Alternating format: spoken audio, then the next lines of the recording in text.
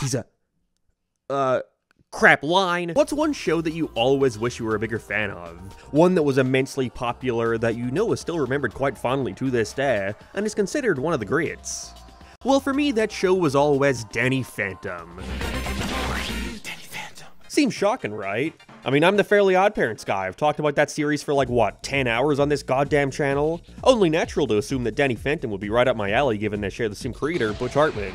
Reality is, 2-year-old me just wasn't interested in action cartoons. I was way more obsessed with SpongeBob and the sorts. I would get so mad when Nick would air Avatar: The Last Airbender. I did not want to give that series the time of day, and Danny Phantom was similar. My only real exposure to the franchise came from my obsession with those bad Nicktoon crossover games, which I've talked about extensively, where SpongeBob SquarePants, Jimmy Neutron, Timmy Turner, and Danny Phantom would all get sucked into the same adventure, needing to team up to defeat their respective villains, or whatever monster of the week threatens their world. Look, they're 10 out of 10s in my heart. I'm not sure if I've talked about this anywhere before, but Volcano Island was my first game in that series, where Jimmy Neutron was simply a background character. He wasn't playable at all, he just communicated over some fucking thing. And so when I went to the store and my dad let me get SpongeBob and Friends Unite, presumably because it was in the bargain bin, while we were then sitting in the women's clothes store waiting for my mom to be finished, he pointed at the box art and said, "Look, Mark, you can play as Jimmy Neutron in this one." And me, being filled with my 6-year-old angst, scoffed and replied, "Puh, I know, Dad. Like, what am I, some kind of idiot who can't see the box art?" And so I want to send out a formal apology to my dad for being so rude. This indifference towards Danny Phantom continued for a while, until one day when I went to my great-grandmother's house to do homework after school. I sat down in her living room, had a little tray with my notebooks all laid out, ready to tackle the frightening world of basic multiplication. And that's when I turned on the TV, and saw... To save the future, Danny Phantom must perish. Wait, no, go back! What the fuck was that? And I never found out because I was a dumb kid who didn't know how to torrent stuff on the internet. But see, now I'm a dumb adult who knows how to torrent stuff on the internet. And so when's a better time than the present to finally delve into the series that I never really tried giving the time of day as a kid? Probably gonna take a while though if Fairly OddParents was anything to go by. That took me like a month to watch through, and that was multiple hours every day. I can only imagine how long Danny Phantom— this show only has 55 episodes? That is genuinely baffling to me. For years it seemed as if Danny Phantom was everywhere, but no. Apparently the show only lasted a short 3 years. Which admittedly may seem like a lot now, with every show getting the axe after one season. You're lucky to get 2 these days. And not one of those season 2s where they just make the staff produce 1 season and then cut it up for release like with the Cuphead show or Sonic Prime. But at the time, especially with a creator as successful as Butch Hartman, 55 episodes seems like such a major disappointment. Considering that his next cartoon, Tough Puppy, was way less culturally impactful as Danny Phantom, yet managed to run for a bit longer. You beat Bunsen as a beast though, so bronze medal. Going in, I'm really curious how the series managed to have such staying power with such few episodes. To this day, I always see fan art, discussions, and merchandise surrounding the series, so I'm interested in seeing just what it was about this show that stuck with so many people. I have heard warnings, however, that the love for Danny Phantom primarily comes from the first 2 seasons, with the third being considered a huge disappointment, especially with the finale. Apparently, they dropped the ball hard. And so I suppose with that, let's check out the rise and unexpected fall of Danny Phantom.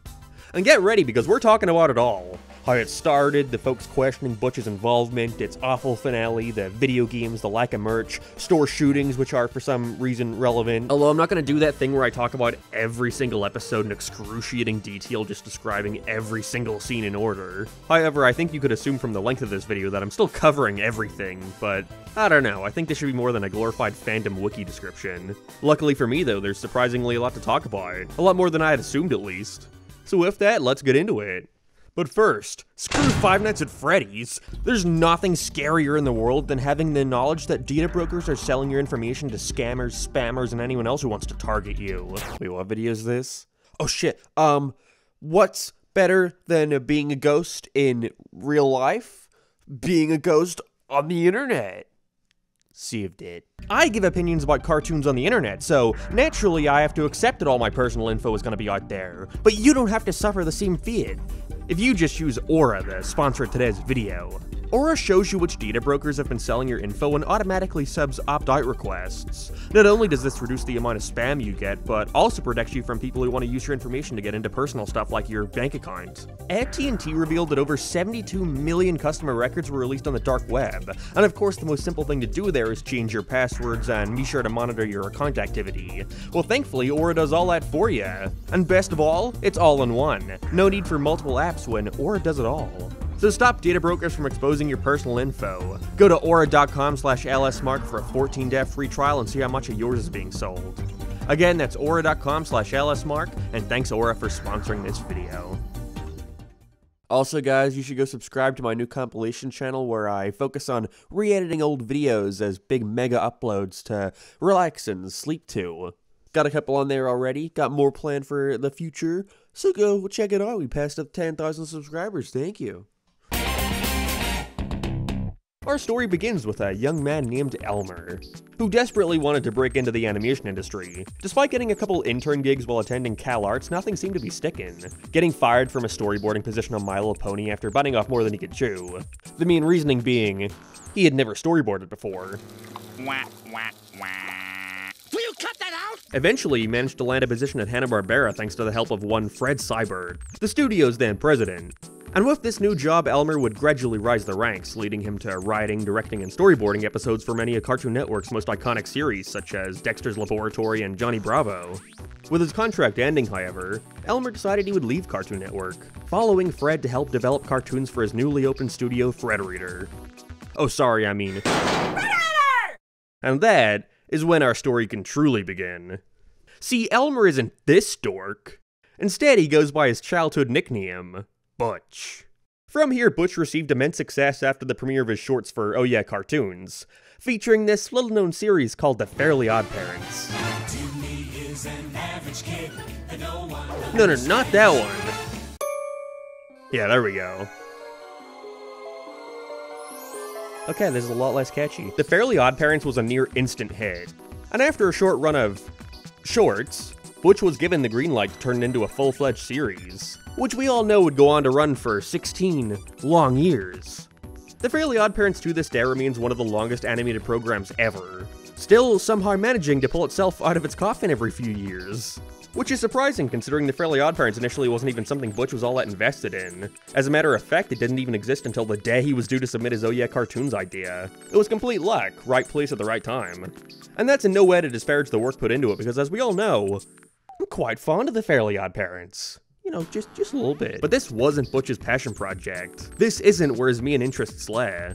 That was instead in the adjacent realm of comic books. And more importantly, superheroes. While Butch pursued a career in animation, it's no secret from looking at his social medias that he loves superheroes, talking about them, drawing them, playing with his toys of them. He's a fanatic. I mean, all you have to do is go back and watch the first couple of seasons of Fairly OddParents and you'll realize there are superheroes everywhere in that series. The Crimson Chin, Crash Nebula, each with their own sets of heroes and villains. He gave Timmy his own hero persona, he wore his influence on his sleeve. Really makes you wonder, what would it be like if Butch Hartman tried to create a superhero show? Well, he tried with a spin-off of Crash Nebula, and guess what? It sucked! That episode is boring. Always pissed me off as a kid when that came on. Anyways, while this Crash Nebula spin-off series went nowhere, it couldn't have kept Butch down for too long, because just 3 months earlier, we saw the premiere of his brand new Nicktoon. Nickelodeon's newest Nicktoon is going. If you find it weird that Butch would decide to pitch two different but similar in tone superhero shows to the same network at the same time, well, you'd be right, if that's what actually happened. See, despite airing in 2004, Danny Phantom had been conceived as far back as 2001 after Butch heard rumors around the studio that the higher-ups were looking for a new boys action cartoon. With that, he had one goal in mind: to come up with a cool name. Yeah, really. Butch figured that if he could think of a name cool enough, a name so awesome, that there was no way Nick couldn't pass up on it. And with that, he envisioned a Scooby-Doo-esque cartoon named Danny Phantom and the Spectre Detectors, before presumably realizing how lame that sounded, reformatting it to become a comic book-inspired action show, shortened simply to Danny Phantom. Butch ended up being completely right about his assumption too, as in 2001 during a dinner meeting with a Nickelodeon executive, he was asked if he had any more cartoon ideas, to which he responded with basically an elevator pitch. And surprisingly, it was picked up then and there, no questions asked. Production started now with the goal to get the pilot done by March. And they hit the ground running. Butch moved a lot of his existing staff from the Fairly OddParents to his new project, including bringing over OddParents character designer Steven Silver to become the lead character designer for Danny Phantom. With this new team, they got hard at work, getting the pilot ready to be later released in April of 2004. Wait, you said done by March? That meeting was in 2001, but the series didn't premiere until 2004? Well, yes. Let me get there. See, while Danny Phantom initially had a deadline of March, some troubles arose during its production which caused it to suffer an extensive delay when it came to being aired.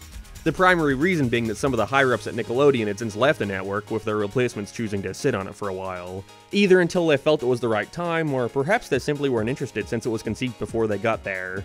I feel executives would want to proudly proclaim that they were the person to hand-select the show that would become an insane hit. It's also worth considering that Nickelodeon probably just bought the series in 2001, not that the pilot actually got finished around that time. It's more than likely Nickelodeon bought the rights to the series, held onto it for a while before doing anything, and then started production on the show in like 2003.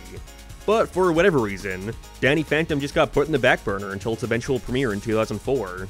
However, that's not to say that Nickelodeon put no hype into the release of this series. Quite the contrary, there were ads all over the network, along with them choosing to premiere it directly after the Kids' Choice Awards. May not seem like it now, but the Kids' Choice Awards were massive back in the 2000s and early 2010s. I would get so excited to watch these every year. And so airing their brand new series when they knew they'd have a lot of eyes on them was an incredibly smart decision. A repeated tactic on their part, like with SpongeBob or Fanboy and Chum Chum. And so with that long history out of the way, I suppose it's time to actually talk about the series itself. Just how did they go about introducing us to this world of Danny Phantom? Danny Phantom stars Danny Fenton, your average 14-year-old boy. Along with his two friends, Tucker Foley and Sam Menson, they all attend Casper High together. Wink. Except there's one thing that makes Danny more unique than the other guys at school. He's a phantom. See, a month before the pilot, Danny got exposed to the ghost portal that his parents had been building in their basement, them being ghost hunters. And because of this, his molecules got all rearranged, allowing him to transform into the ghost-human hybrid Danny Phantom. Which is lucky, as this new ghost portal winds up being exactly what starts allowing ghosts to leave the dreaded ghost zone, to wreak havoc all over the town of Amity Park. I find it interesting that this pilot doesn't choose to begin with an origin story for Danny, already beginning with him having his ghost powers. Also, get ready for me to say ghost a whole lot throughout this video, try not to get too scared, alright? See, that was a test, you gotta keep up with me here. The reason for this was probably because serialization in cartoons was still relatively uncharted territory at the time, at least for a massive network like Nickelodeon. With these shows designed to catch the attention of kids whatever time of day, with the hopes of bringing in more and more fans over time, it wasn't seen as that smart of a move to create one continuous story that could potentially alienate a kid who was thrust into the middle of an arc they have no context for. That's why series would always do that thing, previously on the Baba Booey Show. And really, anything you would need to grasp from a Danny Phantom origin is already explained in the intro. You know, Danny Phantom, he was just 14 when his parents built a very strange machine. God bless you, Butch Hartman, for only being able to create theme songs that's just some guy singing the synopsis of the series. Speaking of, the intro to Danny Phantom is sweet. Fairly OddParents will always hold a special place in my heart, but even I have to admit that, even just purely visually, Danny Phantom's intro sequence rocks. You know, a lot more than Bunsen is a beast, I guess. Not a bear and not a yeti. Holy heck, that's just confetti! Was Danny Phantom a fluke? The colors at the start are fun. I love that shot of him hiding in the shadows. It's just got a lot of incredibly well animated and fun sequences, with the rap theme also being super catchy.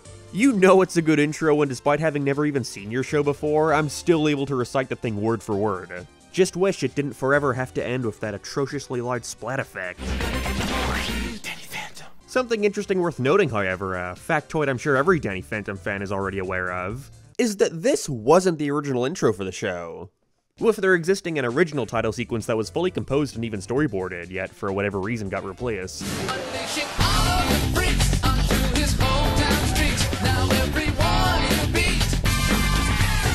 I see people always say it's because it sounds like Ghostbusters, but I haven't been able to find that officially backed up anywhere. I mean, everything sounds like the Ghostbusters theme if you try hard enough. In fact, I'll prove that point, because Butch Hartman stated that the original theme was heavily inspired by an entirely different song, The Invisible Man by Queen. I can't play it for you for obvious reasons, but if you go and listen to it... Okay, go do that now. You back? See, it sounds like the Ghostbusters theme, right? If you want my game theory as to why it was changed, I think it was for no other reason than it working better as an introduction to the show.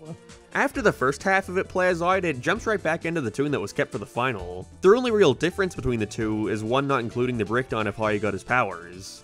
Someone involved, maybe Nick, maybe Butch, probably wanted to include a more descriptive origin for Danny and so decided to add it in. Also, since we're on the intro, here's a question. Is it young or yo? Okay, I was gonna make a whole segment deciphering this, but it's not even up for debate, it's yo. See, Butch Hartman apparently wanted to address the biting question that had everyone on the edge of their seats. In the Danny Phantom theme song, is the rapper saying young or yo? Young Danny Phantom, he was just 14 when Butch is convinced that he's saying young, even making an entire 8-minute video dedicated to the subject. Although you would guess it was something much more severe from how it was titled. Yo, Danny Fenton, he was just 14. Well, if you said that, you are incorrect. Just listen to it.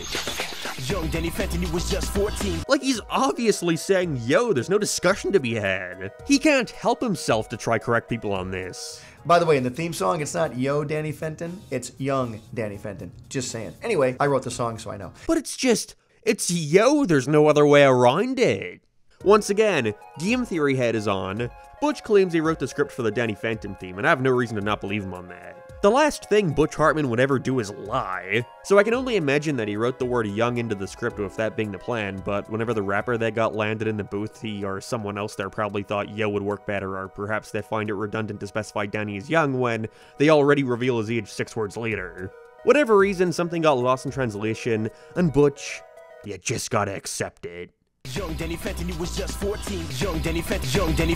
Okay, anyways, back to the pilot. The purpose of any good pilot, in my opinion, should be to establish the status quo. It should be a baseline scenario for the characters to deal with. You know, SpongeBob has to tackle an intense lunch rush. Timmy makes a wish that goes horribly wrong. Jamie creates an invention that goes horribly wrong. So in that regard, I think the pilot to Danny Phantom is great. They had an easy job here given its Monster of the Week formula, so all they really had to do was set up that Danny has ghost powers and has to deal with balancing that alongside his school life. The two often interconnecting.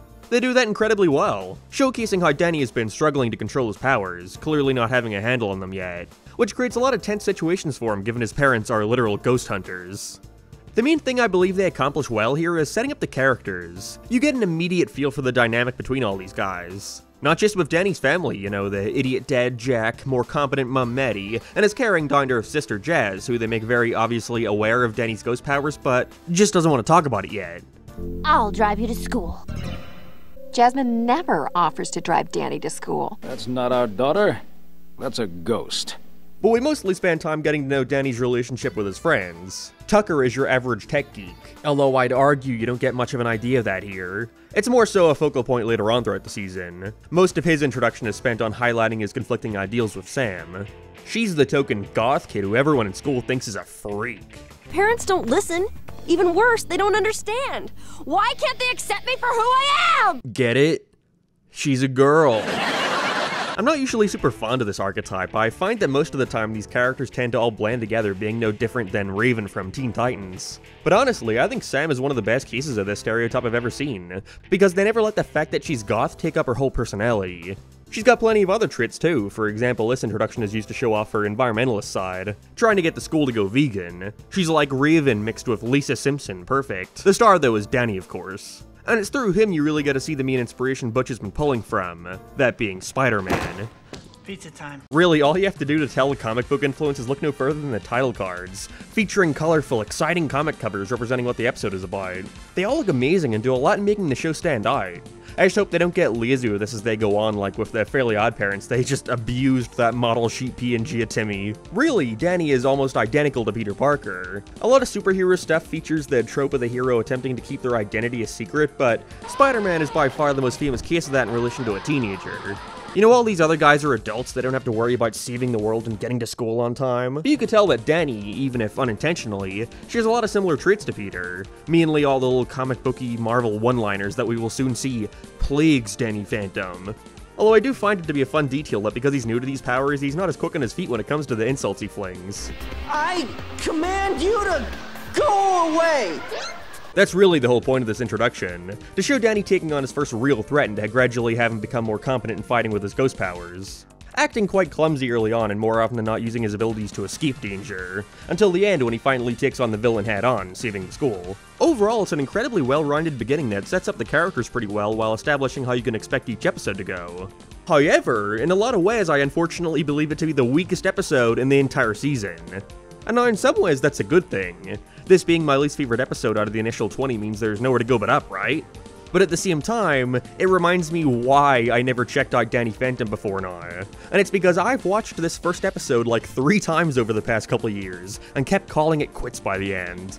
Not only do I think the formula here is a little repetitive, pretty consistently repeating the pattern of showing Danny at home, going to school and talking to his friends until the ghost attacks, and he has a short Y7 fight with it before it runs away or escapes. Only to repeat the cycle tomorrow. I just don't care about this conflict. Not only do I not care about the ghost here being a mere lunch lady mad about them changing the menu for the first time in forever, but because Danny is inexperienced, it means that the action isn't all that great. Mainly just being scenes of Danny zipping around the place trying to save his friends. It's all for the purpose of building to that final fight where he manages to defeat it and all its minions, which is pretty cool, but let's just say the anticipation of that finale doesn't exactly have me on the edge of my seat. See, Danny Phantom isn't just an action show, it's also a comedy. And if my Fairly OddParents videos are anything to go by, I don't exactly think Butch is all that funny. There's a lot of funny moments, sure, some great bits throughout the show. My dreams were shattered years ago. How many years ago? How old are you? But I more so liked it for the character stuff, seeing how they all worked off each other. And sadly, I don't think Danny Phantom's pilot does a stellar job at that either. Like I said, the lunch lady ghost is pissed off because someone changed the menu, that someone being Sam, trying to force her vegetarianism onto the school, which pisses off Tucker. As his character trait for this episode is that he loves meat, something which I don't ever recall coming back.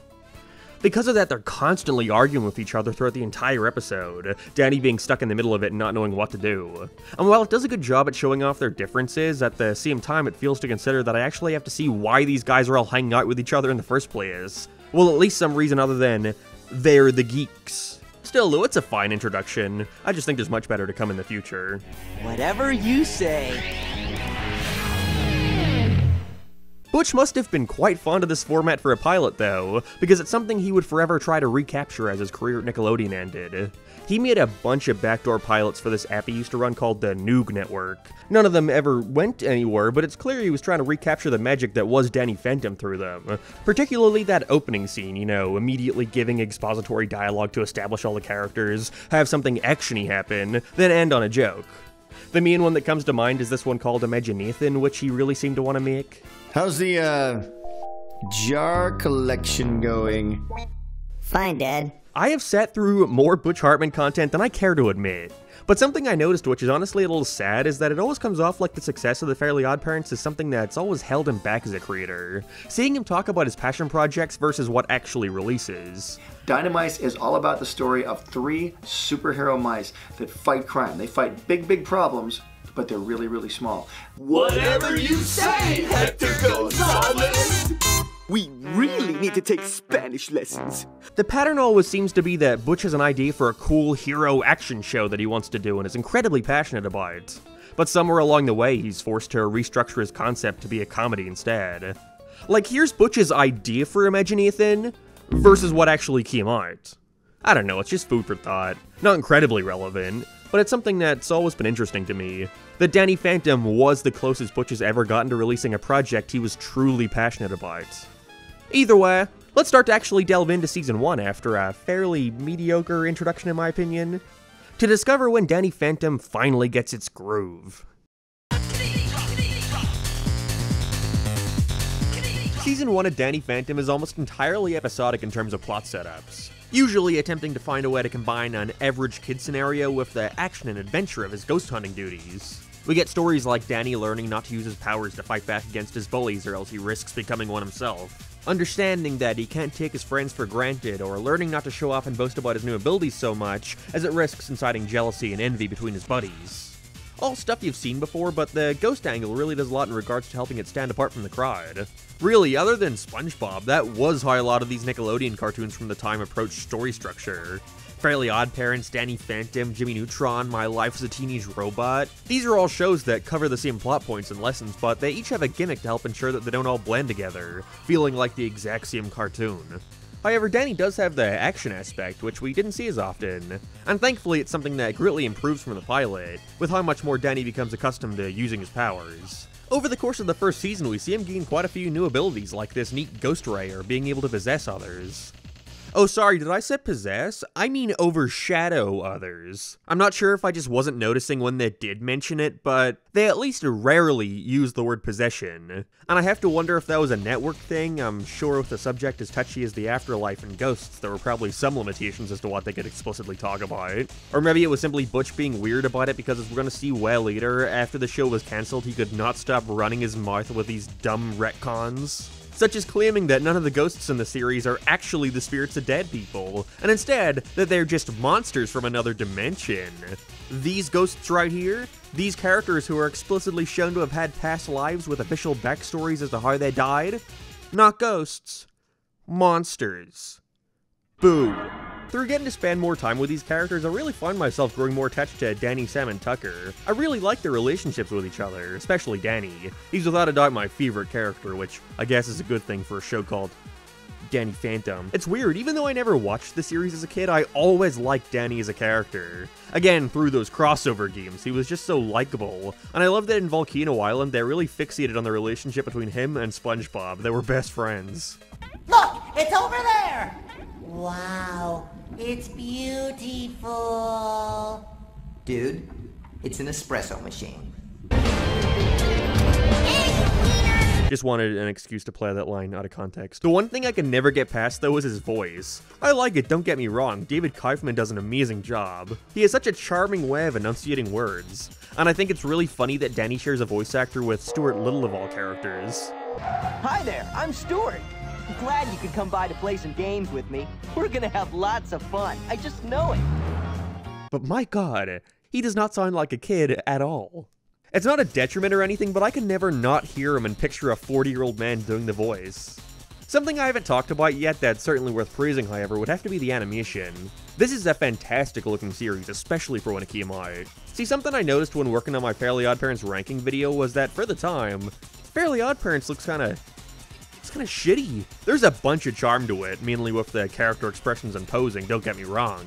But it always takes me by surprise when I remember that Fairly OddParents came out in the exact same day as a show like Invader Zim, which looks infinitely better. There's a lot of reasons for that, and let's be real, Invader Zim looking so ahead of its time ends up being one of the contributing factors as to why it got cancelled so soon. I remember reading somewhere that an average episode had a budget of $1.2 million. Whereas looking at the Fairly OddParents, well, how do I look? Yeah, I'm sure it was a fraction of that. But Danny Phantom is not the same story. You can tell a bunch of time and work went into the visual identity of the series, and that effort undoubtedly paid off, as it's by far one of the most unique and eye-catching cartoons Nick has ever produced. It does have that thing where the pilot looks infinitely more dynamic and expressive than anything to come out of the rest of the show. They really loved playing with the camera and having the characters squash and stretch a lot, which ended up being toned down. But that's not to dock the rest of the season, because it all looks amazing.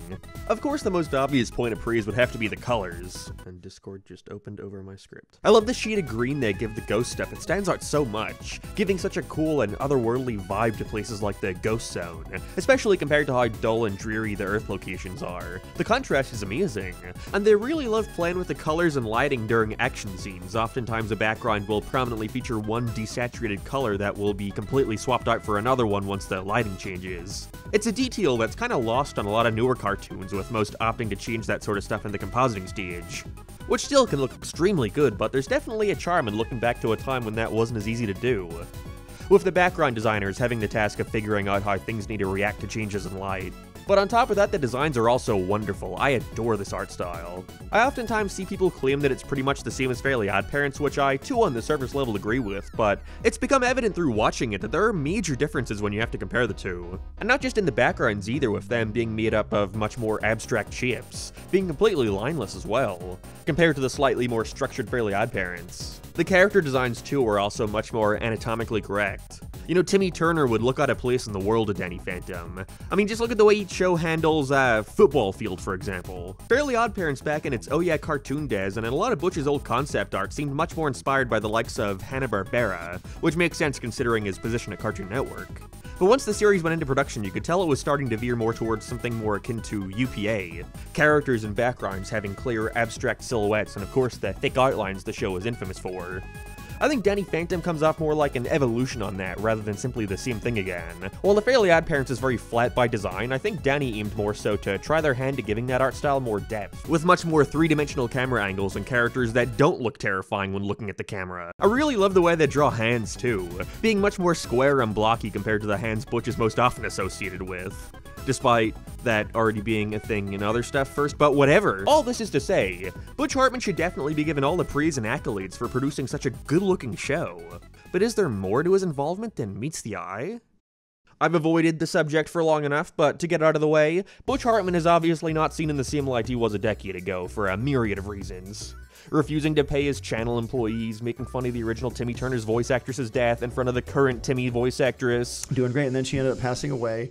And I think Tara actually had something to do with that, and so that was probably your fault. Scamming his audience for $300,000 for a project that still hasn't been released 6 years later.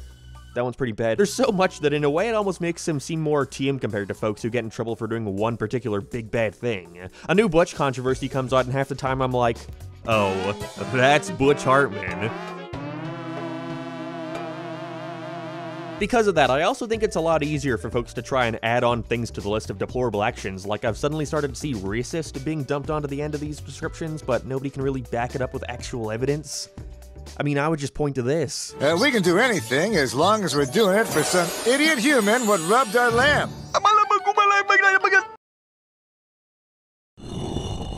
But because of all this controversy, I oftentimes see folks try to claim that you can almost discredit Butch's involvement in Danny Phantom in a way. Because if you didn't know, Butch Hartman didn't design this, or almost any of this. That credit would go to one Steven Silver, who has a pretty monumental career, having a hand in working on some of the best cartoons of the 2000s, being a character designer on Fairly OddParents, Kick Buttowski, a lot of Scooby-Doo projects. Norm of the North, but most notably he's known for being the lead character designer on two massive shows, those being Kim Possible and Danny Phantom. See, Butch's vision for Danny Phantom looked a lot more like a little ugly, I'll be real, and so it was Steven's job to take those ideas and turn them into something, well, good. Now, because of all that, is it safe to make the claim that Butch shouldn't be given credit for Danny Phantom, considering many of its most iconic aspects, you know, the designs and characters and even a lot of the writing, wasn't done by him? Well, I don't know if I'd go that far. It's become a lot more common these days for folks to try and distance people they deem as being bad from the media they consume. I guess it's easier to sleep at night knowing you're not, at least in a small way, giving them support. And while I do agree that it's completely necessary to provide proper credit for these people who worked hard on this stuff, as well as calling out bad actors, you know, I think it can go a little overboard. You know, people will read online that Steven was the lead character designer on Danny Phantom, give him all the credit for that, then see that he was also a character designer on Fairly OddParents, and now start spotting in different circles that he's the one who designed all those characters too, when that's just not true.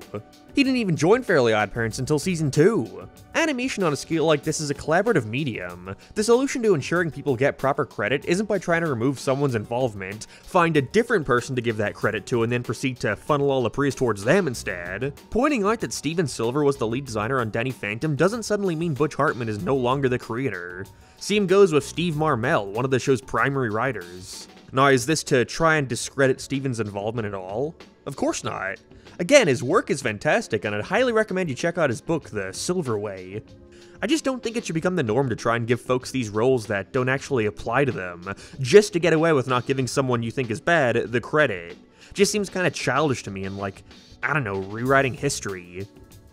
How about instead of acting like they don't exist, you actually talk about it?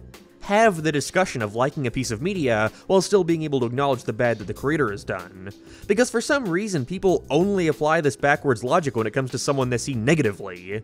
You know, does that mean it should be normalized to claim Steven Silver should get credit over the creators of Kim Possible too? I don't personally think so. How about Steven Hillenburg? Is it fair to say that he shouldn't be credited for SpongeBob just because he had little to no involvement in a majority of the series? What about Matt Groening? He's only written like 4 episodes of The Simpsons. Sorry if it comes off like a straw man argument or like I'm trying to defend the many, many bad things Butch Hartman has done, because, believe me, I'm not. What the fuck, Butch? You did that here too? That's a fucking kangaroo. Those aren't even from Africa. I guess the point I'm trying to get at is the guy was hired by Butch Hartman to do a job. A job he did extremely well. But at the end of the day, there wouldn't be Danny Phantom without Butch, no matter how much you'd like for that to not be the case. Yeah, boy! Okay, to get back to the actual show, something I really enjoy about Danny Phantom Season 1 is that in the limited amount of episodes they were dealing with, they make an active effort to ensure that Danny has at least one standout episode playing off his dynamic with another member of the cast, even making efforts to slightly change his status quo with them depending on how they interact. Now that Twinkie's out of the way, you're coming to my party Saturday, right? Like I mentioned earlier, one of my favorite episodes from Season 1 would have to be What You Want, which reveals to us that Tucker has been growing gradually more jealous of Danny for his ghost powers, with him using them as a way of showing off and having Tucker fill in for whatever demeaning role he doesn't have time for. This all changes once he meets a ghost genie that gives him the same powers as Danny, progressively increasing his own ego, and his jealousy manifesting and transforming him into a giant Mr. Beast. Wow! It looks like those high-protein breakfasts are really paying off! Well, Butch, what are you doing here? I thought you didn't make this show. Or we'll have an episode like Control Freaks, which focuses on Danny and Sam, with her parents wanting her to stop hanging around him, seeing him as a bad influence. I was shocked at how quickly they start establishing the two of them having a thing for each other. They're super blatant about it after a while. Oh, here. My hands are warm. Maternal Instinct is a pretty charming romp between Danny and his mum, with her being afraid of him slipping away, obviously not being aware that the distance between them is a result of his ghost powers. My Brother's Keeper focuses on the relationship between Danny and his sister, her also wondering why he's so reclusive and resentful towards her. Man, I am so tired of you dumping on me. The penultimate episode of the season is a heartwarming story of Jack having to redeem himself in front of his son, worrying that he's nothing more than an embarrassment. And I could go on. When I say each somewhat main character gets an episode about them, I mean every character. It even extends to the secondary cast, Pauline, Dash, Valerie. They do a super good job here at sprinkling enough of them throughout most of the episodes that when they do focus on them later on, it's like we're getting to see their actual depth, that they're more than just the stereotypes they were initially presented as. Well, okay, except for Dash.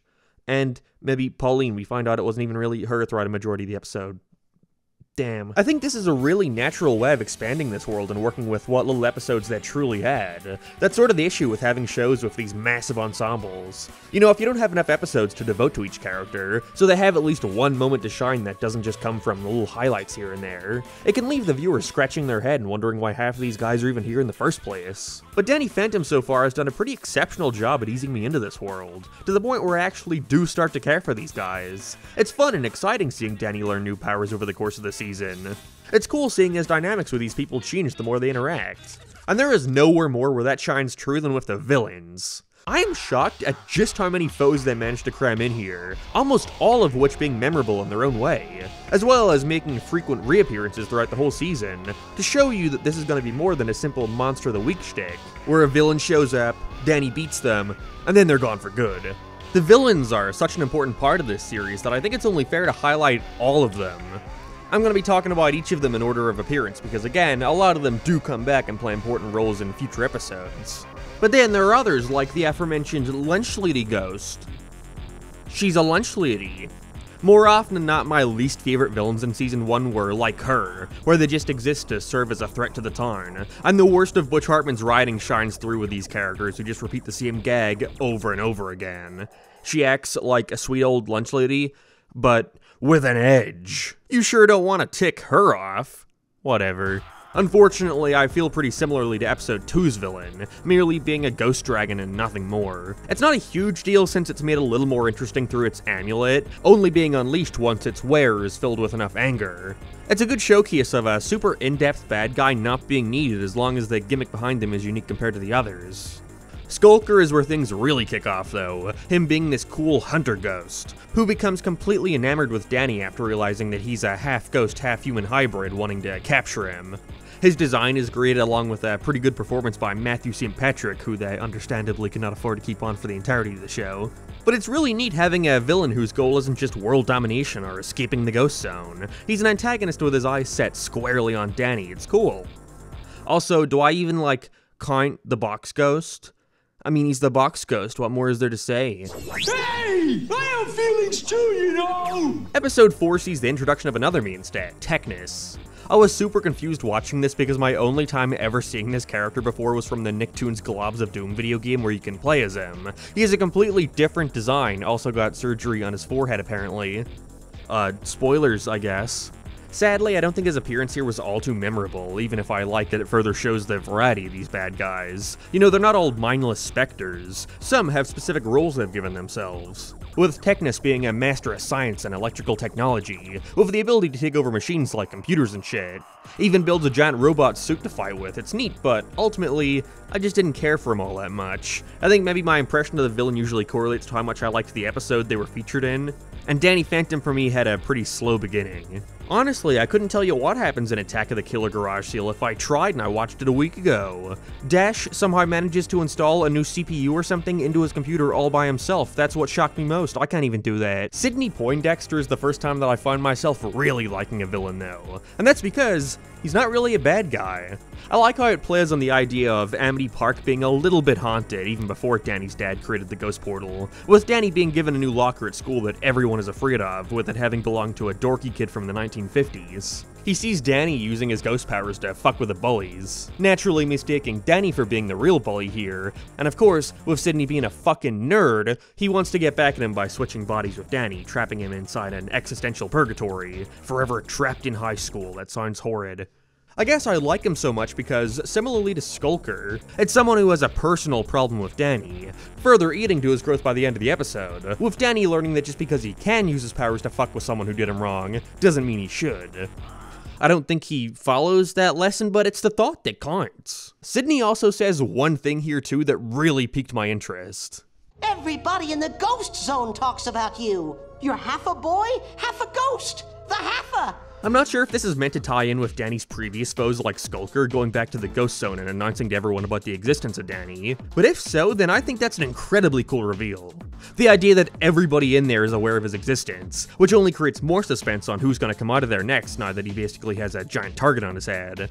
I mentioned the ghost genie before, her name is Desiree. She works as a neat one-off villain, also one of the only ghosts here to have a backstory, being promised by a sultan to have all her wishes granted before being ejected from his life by his jealous wife. She died alone and with a shattered heart, forever roaming the world to grant the wishes of whoever desire. Oh, I get it now! That alone makes her cool in my books. She's basically a living monkey's paw. Whoever's wish she grants has to face a personal sacrifice in exchange, like Tucker turning into a ferocious beast. She's neat. Next up, we got Walker, the strict owner of the Ghost Zone prison, locking Danny away after he sneaks in to retrieve a gift his dad got for his mom. As if not, they might get divorced. It's a little dark, okay. His design is one of my favorites, along with his voice. He's the first boss you face off against in the first level of Nicktoons Unite after you explore the Ghost Zone prison itself. Now having context for what this place is and how it looks, pretty damn cool, even if that game is a piece of shit. I never knew how memory cards worked. I'd always take them out of my PS2 not thinking it did anything, and so when I'd have to replay each game from the beginning again, I didn't question it, I just thought that's how it worked. I had the patience of a saint. But because of that, I had to replay this stage literally hundreds of times, and he always scared the shit out of me, but in retrospect that might have been because of the sound design over anything else. After writing that, I just went on a rabbit hole again of watching through all the cutscenes for these games, and maybe it's just the nostalgia talking, but, like, come on, I feel like you can do another one, Nickelodeon. Or a remake, or at least something with these guys. They all work so well off each other. The only franchise here not currently active in some form is Jimmy Neutron. I feel like people would still care and support a return to these fun collabs. Please. My Brother's Keeper introduces us to Penelope Spectra, the school counselor. With a name like that, she's gotta be human. Her and her assistant are both ghosts, who would've thought? Using her authority to put all the kids down, then feeding off their depression to keep her eternally young. I like that idea, even if it kind of feels like it's restricting her to being another one-off. She's one of the only villains to feel like they've maximized all her potential in a single episode, but I know she comes back a couple times later on, so I guess we'll see what they do with her. I'm also not too keen on her design. I don't know what it it is. There's just something about it. Maybe it's the glasses. I don't think they suit that well. But I do really like how her shadowy ghost form looks. It's fun. Overall, decent bad guy girl. Valerie is probably the most unique villain from Season 1. Unique in that she's not even a ghost. Instead, starting out as just another mean popular girl at Danny's school. During a mishap involving Danny and a ghost dog, her dad loses her job, forcing them to move from their nice house to a shitty apartment. With this, she starts getting ghost hunting equipment delivered to her by a mysterious figure, including a cool red suit and hoverboard. With these newfound tools, she makes it her mission to hunt down and capture Danny Phantom, both of them being completely unaware of their alter egos. Ember McLean is probably the most infamous bad guy from the entire series, and unfortunately it's not because of anything she does in the actual show. I want to touch on all that stuff a little later on, but for now I want to focus on the shit that's actually in the episode. She's this ghostly pop singer who uses her songs to hypnotize people into adoring her. The more eyes on her, the more powerful she becomes. Her blue color scheme really makes her stand out among the greens and blacks that most of these other guys are primarily made up of. Also, one of the rare appearances from Tara Strong, Timmy's voice actress. Funnily enough, I noticed Cosmo and Wanda's voice actors pop up here and there too. Susan Blakesley playing the role of the medieval lady from the Dragon episode, and Darren Norris playing Bullet. I'm skipping a tad, but he's enlisted by Walker to help take over Amity Park, as well as capturing Wolf. With a U. Who was initially sent to find Danny before befriending him. Bullet's design stands out a lot, but I think both these guys are fairly forgettable in my opinion. Not bad, but not going on my top 10s anytime soon. Seam goes with Fright Night. I didn't care for him much either. Although that seems a little more intentional, with him not really playing much of a role in the episode until the second half, where Danny unleashes him by pulling his sword out of its resting place to be a prop in his haunted house. He terrorizes the town for a bit. It's cool that his sword sends people into a dimension of their worst fear. But again, among all these other guys, he just kind of fades from my memory. Honestly, I forgot he was even a character until I started looking up who I was missing. Someone certainly not worth forgetting though is Johnny 13, who first appears in an episode called 13, which, as it turns out, is episode, you guessed it, 14. You were so close. Excuse me, I think you look perfect, kitten. What the fuck? I really like him. I'm noticing my favorite rivals here are the ones who lean more into the human spirit aspects rather than going into monster territory. I think it just allows for a much more engaging dynamic between Danny and them. In Johnny's case, he's this cool biker dude who starts trying to get with Jazz, with it being revealed by the end that this was all a ploy so he could use her body as a vessel, to be possessed by his girlfriend, Kitty, allowing her to leave the ghost zone. I love his design, his oversized trench coat, greasy hair, and overall edginess. Wait a second. And lastly, we have Freak Show, who's also one of the only non-ghost bad guys in the bunch. Out of all the actors, I am forever confused as to why they got the guy from 2.5 Men to voice him. He uses this family heirloom to hypnotize the ghosts into doing his bidding, something which also works on Danny, using them to play parts in his traveling goth circus and also rob banks and stuff. You know, I think I'd start to notice a pattern if every bank in the country was robbed right when this creepy dude and his gang of supernatural helpers come to town, but whatever. Look at how long that took, just to list the villains. And only the ones from Season 1, that's insane. And none of this feels bloated either, they all get their time to shine. By the end, creating a massive rogues gallery for Danny, with a plethora of foes who continue to reappear again and again, things only getting more compelling as the season goes on. See, the first 6 or so episodes pretty consistently follow that Monster of the Week formula, and while watching it, despite enjoying it overall, I wasn't too sure where all the hype was coming from. Like, sure, these episodes are entertaining and have a lot of fun concepts, but one of the best Nicktoons? I don't know. That was until episode 7. See, any Danny Phantom fanatic could easily tell that I left one important villain out of that rundown. And that's because I think his introduction marks a shift in the series, the point in which Danny Phantom goes from good to great. Bitter Reunion sees the Fenton family get invited to the mansion of Vlad Masters, Jack and Maddie's old friend from college who infamously had his life ruined after a freak accident left him disfigured. But it's all good, now he's a bazillionaire. It's clear he holds a huge resentment towards Jack, blaming him for not only the accident, but also for stealing Maddie from him, being madly in love with her. At night, however, while wandering the manor, Danny meets a mysterious new foe. Who could this possibly be? Let's not even bother with that. Danny Phantom, right? You know me? Of course I know you! As it turns out, the accident that Vlad was involved in on that day wound up giving him ghost powers, meaning Danny isn't the first ghost-human hybrid. That title belongs to the evil Vlad Plasmius. who's been using his abilities over the years to gain advantage over people, resulting in him becoming rich beyond his wildest dreams, all in the hopes of it finally being enough to win the heart of Danny's mother. Weird. He also reveals to Danny that he was the one who sent the ghosts out of Jack's portal at the start of episode 1, which is just an amazing callback. Vlad is the perfect idea for an archenemy, leans into that whole "we're not so different, you and I" gimmick. With Vlad using his powers for evil and Danny trying to use his for good, Vlad continuously trying to bring Danny over to the dark side. Their designs represent that brilliantly, Vlad basically having an inverse of Danny's color scheme along with some reds thrown in there. Because he's evil. It really does a fantastic job at establishing how powerful he is. For all intents and purposes, he's a more experienced Danny, a ghost boy man who's had years to grow accustomed to his powers. It gives you anticipation of what's to come once Danny becomes more used to his ghost abilities, like splitting into multiple copies of himself. It also creates this perfect agreement between the two, where neither can reveal each other's secret identity as it risks blowing their cover too. It works incredibly well. This is a great episode and immediately got me excited for what's to come. After Vlad is introduced, we get a lot more minor bits of continuity sprinkled throughout the season, such as having the trio travel inside the ghost zone to try and map things out better. We see Danny attempting to learn the powers that he saw from Vlad. And on top of that, we see the return of a bunch of the best villains from before. Even a lot of the villains I wasn't all that fond of started growing on me here. Technus returns in a much better role, taking over an online MMO that Danny likes to play to upgrade himself. Danny teams up with a bunch of the foes who were imprisoned in the ghost zone in order to escape. Johnny 13 comes back as Pauline finds out about Danny Phantom actually being Danny Fenton. Shocker. Thinking about it though, turning into Danny Phantom kind of changes his whole skin color, that might have been enough. But it turns out that Johnny's girlfriend has merely been possessing Pauline to get back at her ex, with Johnny and Danny having to team up to get her to leave. My favorite thing though would have to be when they start combining the villains, creating these weaving triangles where we get to see all three of them butt heads with each other, none of them truly sharing the same vision. You know, it would be easy for them to just bring two of these villains together and go, perfect, now we can do an episode where they both team up to defeat Danny. But like, that's boring. Fairly OddParents did that all the time, and guess what? It sucked. Just because they all want to defeat Danny doesn't necessarily mean they share the same goals and get along over their mutual disdain. You know, the enemy of my enemy is my friend type of thing.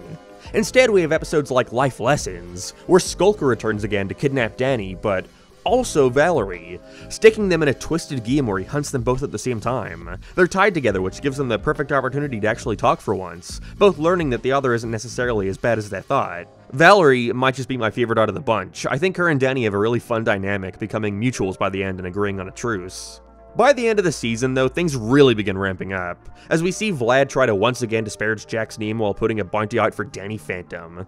This is all a ploy to distract him so that he can use the Fenton ghost portal now that his doesn't work anymore, with him seeking out the skeleton key which can release any prisoner from the ghost zone. Over the course of the season, we see more and more people become aware of Danny's presence in the town, them starting to blame everything on him and seeing him as a threat. It's a pretty monumental moment, honestly, I love it. Kind of pits the entire universe against Danny. Not only is he hated as a normal boy, but also as Danny Phantom in the Ghost Zone and on Earth. Again, Vlad uses this to his advantage. Unluckily for him though, Danny decides to kill two birds with one stone by allowing Jack to capture him to redeem his fallen image, defeating Vlad in the process. This doesn't matter though, as by the end we see him get thrown back into the Ghost Zone where he manages to find just what he's been looking for, setting up for an action-packed intense Season 2 where Vlad manages to release all of Danny's once-defeated foes. And then, the 2.5-man goth circus episode happens afterwards. I don't think that was meant to be the finale. And that's Season 1 of Danny Phantom. Overall, a really impressive run, especially for the time. Again, I was not feeling it at first. I was getting ready to stand up here and say that Danny Phantom is overrated. But you know what? After the first quarter or so, I really started getting into it. I mean, I had to drag myself to watch those first 6 episodes, but after, I watched the rest of Season 1 in one sitting. I was genuinely enjoying myself. Sure, it suffers from a lot of Butch's writing quirks, particularly how much exposition the characters exposit, having to announce everything they're doing as they're doing it. With my supersonic bat sonar, I'll be able to find Timmy even though he's invisible! I can see that! But what it does right, it really does right. Mainly doing a good job at naturally expanding its world and cast of characters, giving each their own moment to shine. I find myself really caring about a lot of these guys, especially the Fenton family and their relationship with Vlad, and it's got me incredibly excited for what's to come in Season 2, aka where shit gets real. I always see folks claim that Danny Phantom got cancelled because of poor ratings, but from what I looked up, Season 1 at least was doing just fine, pretty consistently getting around 3 to 4 million viewers. Dude, it's so surreal to see these cable Nielsen ratings showing the first Jimmy Timmy Power Hour being one of the highest viewed pieces of television that week. Dude, look at this list, Fairly OddParents dominates this shit, that's what I like to see. My assumption here would have to be that Danny Phantom's lack of monumental success would have to come from when it aired. Looking at these release dates really showcases just how slow Nickelodeon were at pumping these out. They aired a bunch pretty consistently at first, but as the season went on, we started seeing months in between episodes, airing super sporadically. They took a break from November to February, then took another break until June to air the last 2 episodes. I understand this was probably a more common practice back then, you know, the internet wasn't as commonly used, so it wasn't as easy to look up the full list of episodes in a season and get a release date for each of them. But I think it's safe to say this hurt the chance of it growing a solid fan base. You know, between the months of February and June, it meant they only had the ability to rerun 1, maybe 2 episodes a week before they had to start recycling the same ones over and over again. And that was by the end of the season. By the time they took their first major break, they only had 9 episodes to re-air. That's not something you can really put on every day. And worst of all, this wasn't a SpongeBob, Fairly OddParents, or even Jimmy Neutron. These weren't 11-minute romps, meaning one episode was basically 2 different stories. You know, 10 episodes of the Fairly OddParents is basically 20 different stories, whereas Danny Phantom is just the 10. Danny Phantom episodes were 22 minutes long, meaning I'm sure for a lot of kids out there, it probably got repetitive to keep rewatching the same handful of stories again and again, wondering when something new was coming. Even worse, by the time Season 1 was coming to an end, Avatar: The Last Airbender would premiere, starting just before Danny Phantom went on that 3-month hiatus before the finale, taking the spotlight as Nick's first truly serialized cartoon and blowing people away. I think Danny just came out at a bad time, paired with Nickelodeon probably not seeing it as much of a priority compared to SpongeBob and the Fairly OddParents, considering it didn't blow up the same way those ones did. But still, no matter all that, Butch and his team continued with the 40 episodes they were contracted to make, with Danny Phantom Season 2 premiering 1 week after Season 1 ended. I have to question your logic here, Nick. Why not let Season 1 finish airing in a timely manner before starting the next? Or maybe they only did that to try and stretch Season 1 out as much as possible so it could directly lead into Season 2 the week after?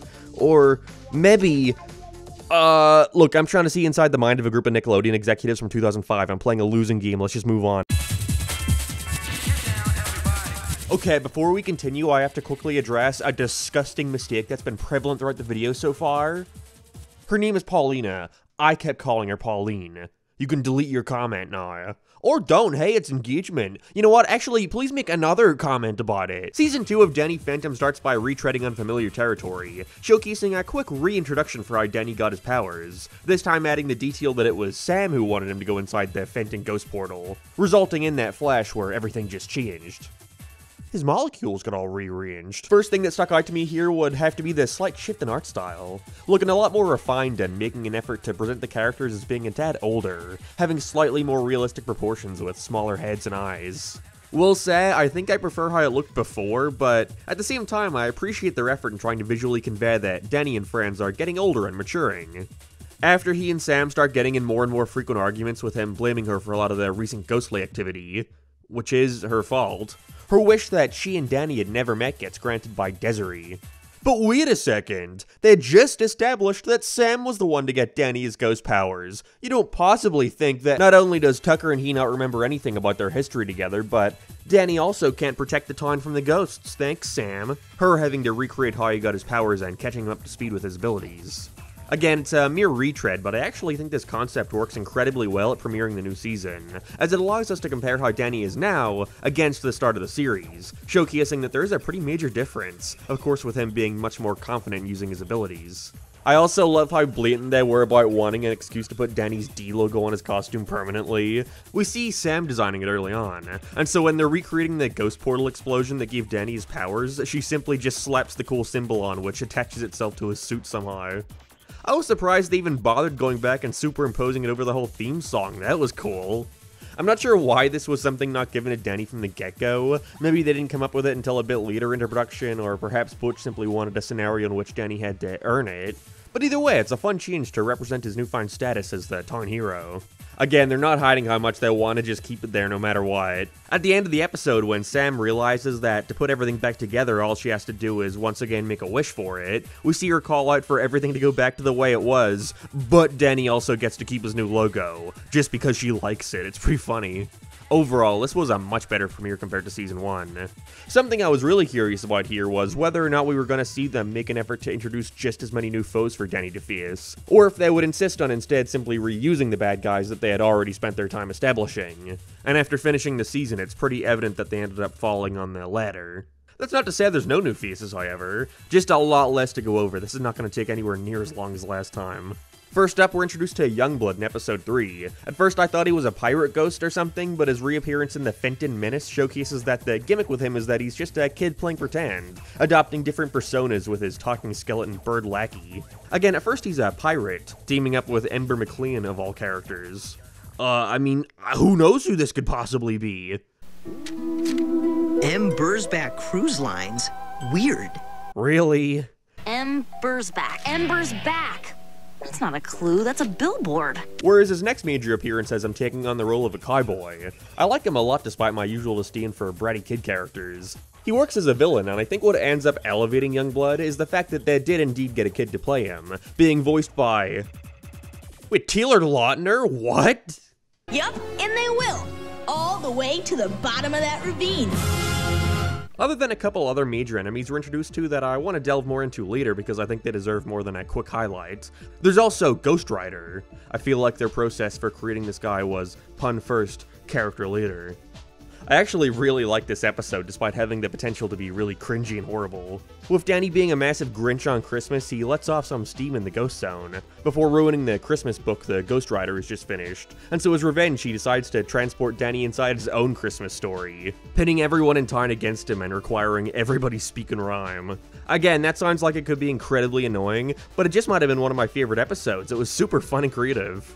I also like the new Ghost Zone lore that it's required by law for every ghost to call a truce on Christmas, everyone going to kick the shit out of Ghost Rider for fucking with Danny in the holidays. Better yet, he's voiced by Will Arnett of all people. The celebrity cameos in this show was insane. You're about to get burned! This story's not done till the lesson is learned. We meet the older brother of the medieval lady from Season 1 too, Wanda now fully taking over her voice role, with her returning to Amity Park under a disguise, getting all the girls to compete in a beauty pageant, the winner being forcefully married to him. Gross. There's also Hotep Ra? I don't know. One of the most forgettable bad guys in the entire show. Maybe the most forgettable bad guy. I like the box ghost more than him. He's a ghostly mummy who served as a servant in his life, tricking Tucker into becoming an all-powerful pharaoh with the intent of eventually dethroning him. I just kind of hated this episode in general, which I'll get more into later, and so I forgot this guy even existed. And then there's... Wait, no, that's it. Again, there's much less new rivals introduced here, which in some ways I can see being disappointed with.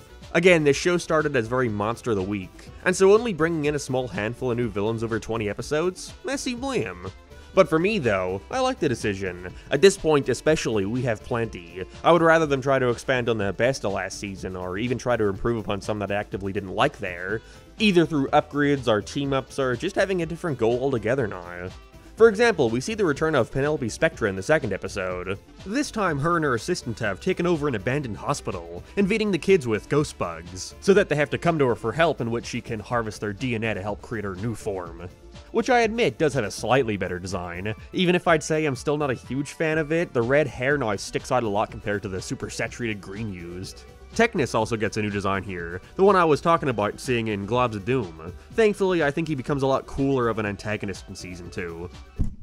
Skulker, though, returns a bunch throughout the season. You get the idea that he's without a doubt their favorite. There are plenty of episodes here where he is yet again the sole antagonist without much variety.